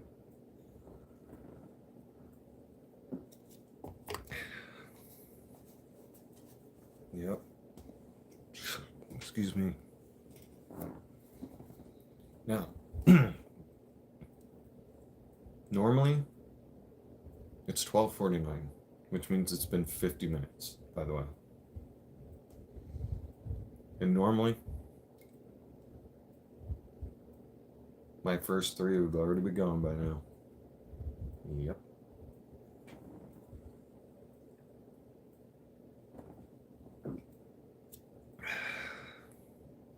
It took 50 minutes, excuse me, to put that beer down. It was a damn good beer. It was well deserved. Yeah. Can't touch another beer now for another 4 hours and 10 minutes. Yeah. I feel a hell of a lot better. Oh yeah. The withdrawals, well, not completely gone, but man, are they subsided for now. Yeah, my body is calm. It feels good. Yeah. Because believe me, going through withdrawals like that, like the hard withdrawals, and that's why Dad wanted me to keep lasting and make it to noon. He's like, the 15-hour mark. You got to get to 15 hours. Oh, shit. That's going to be a battle, man. Like, that's going to war. I'll win the war. Oh, I've already been to battle 11 times. This is the 12th. Oh, excuse me. It tires you out too.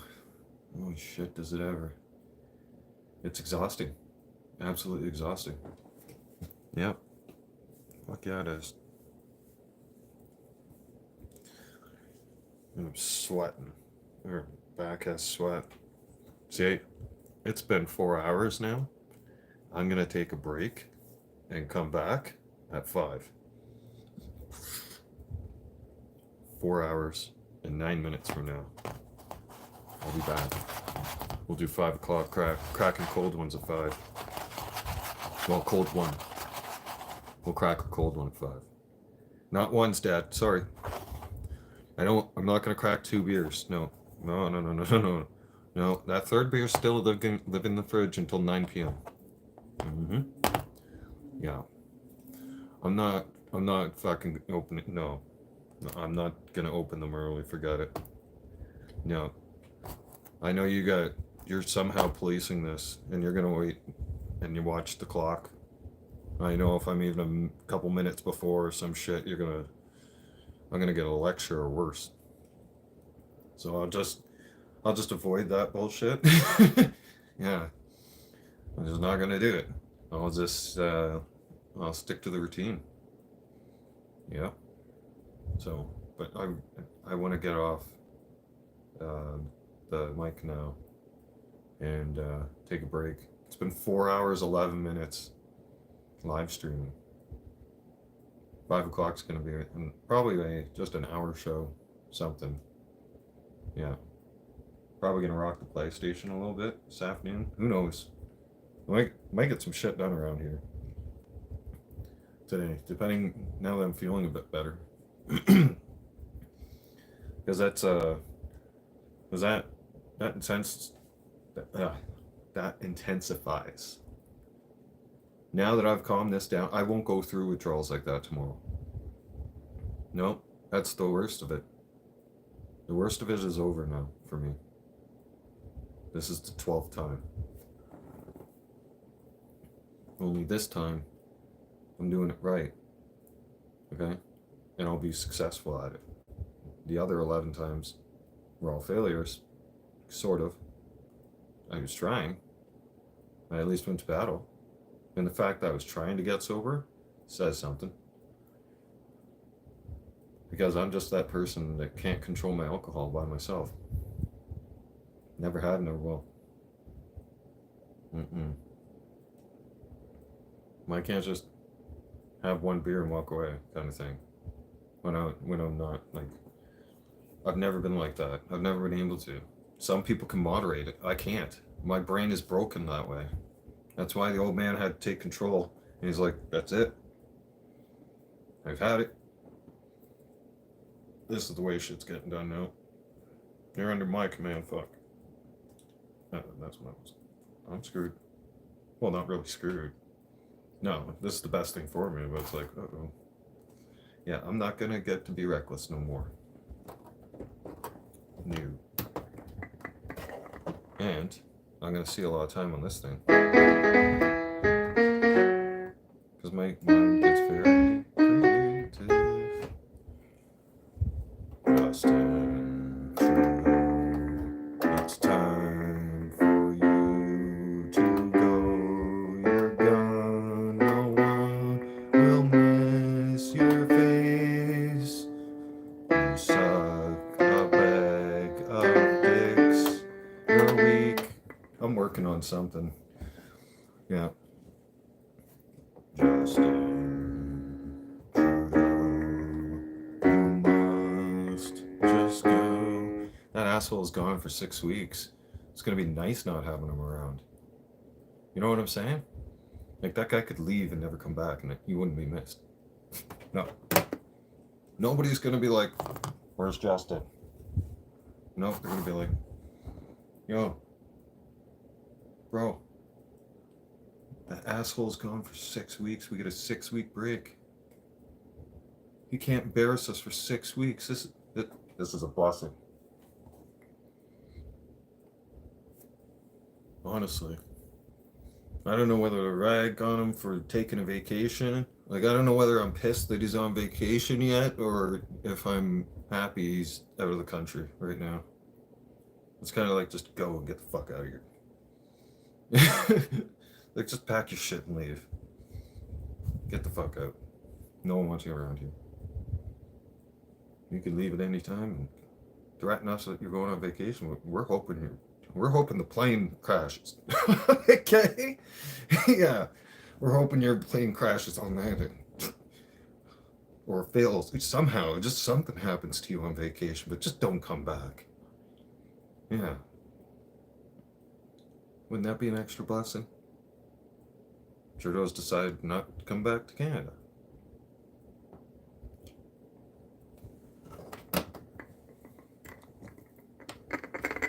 I couldn't imagine why. That would be the biggest blessing on the planet for all Canadians. Don't come back, Justin. You can stay on vacation permanently. You can just quit on the spot. We wouldn't care. No, don't come back. It's okay, we'll sell off the houses you have. We'll give the money back to the veterans. We'll get our veterans off the street, put Canada first. Your time's done. Time for the big boys to take over now, okay? Yeah, playtime's over, bud. You need a 6-week vacation to reflect because you're a child. You ran away from your problems. You did. I'll go into more detail about that on my next live stream. Betcha. Bam Bam is out. Peace.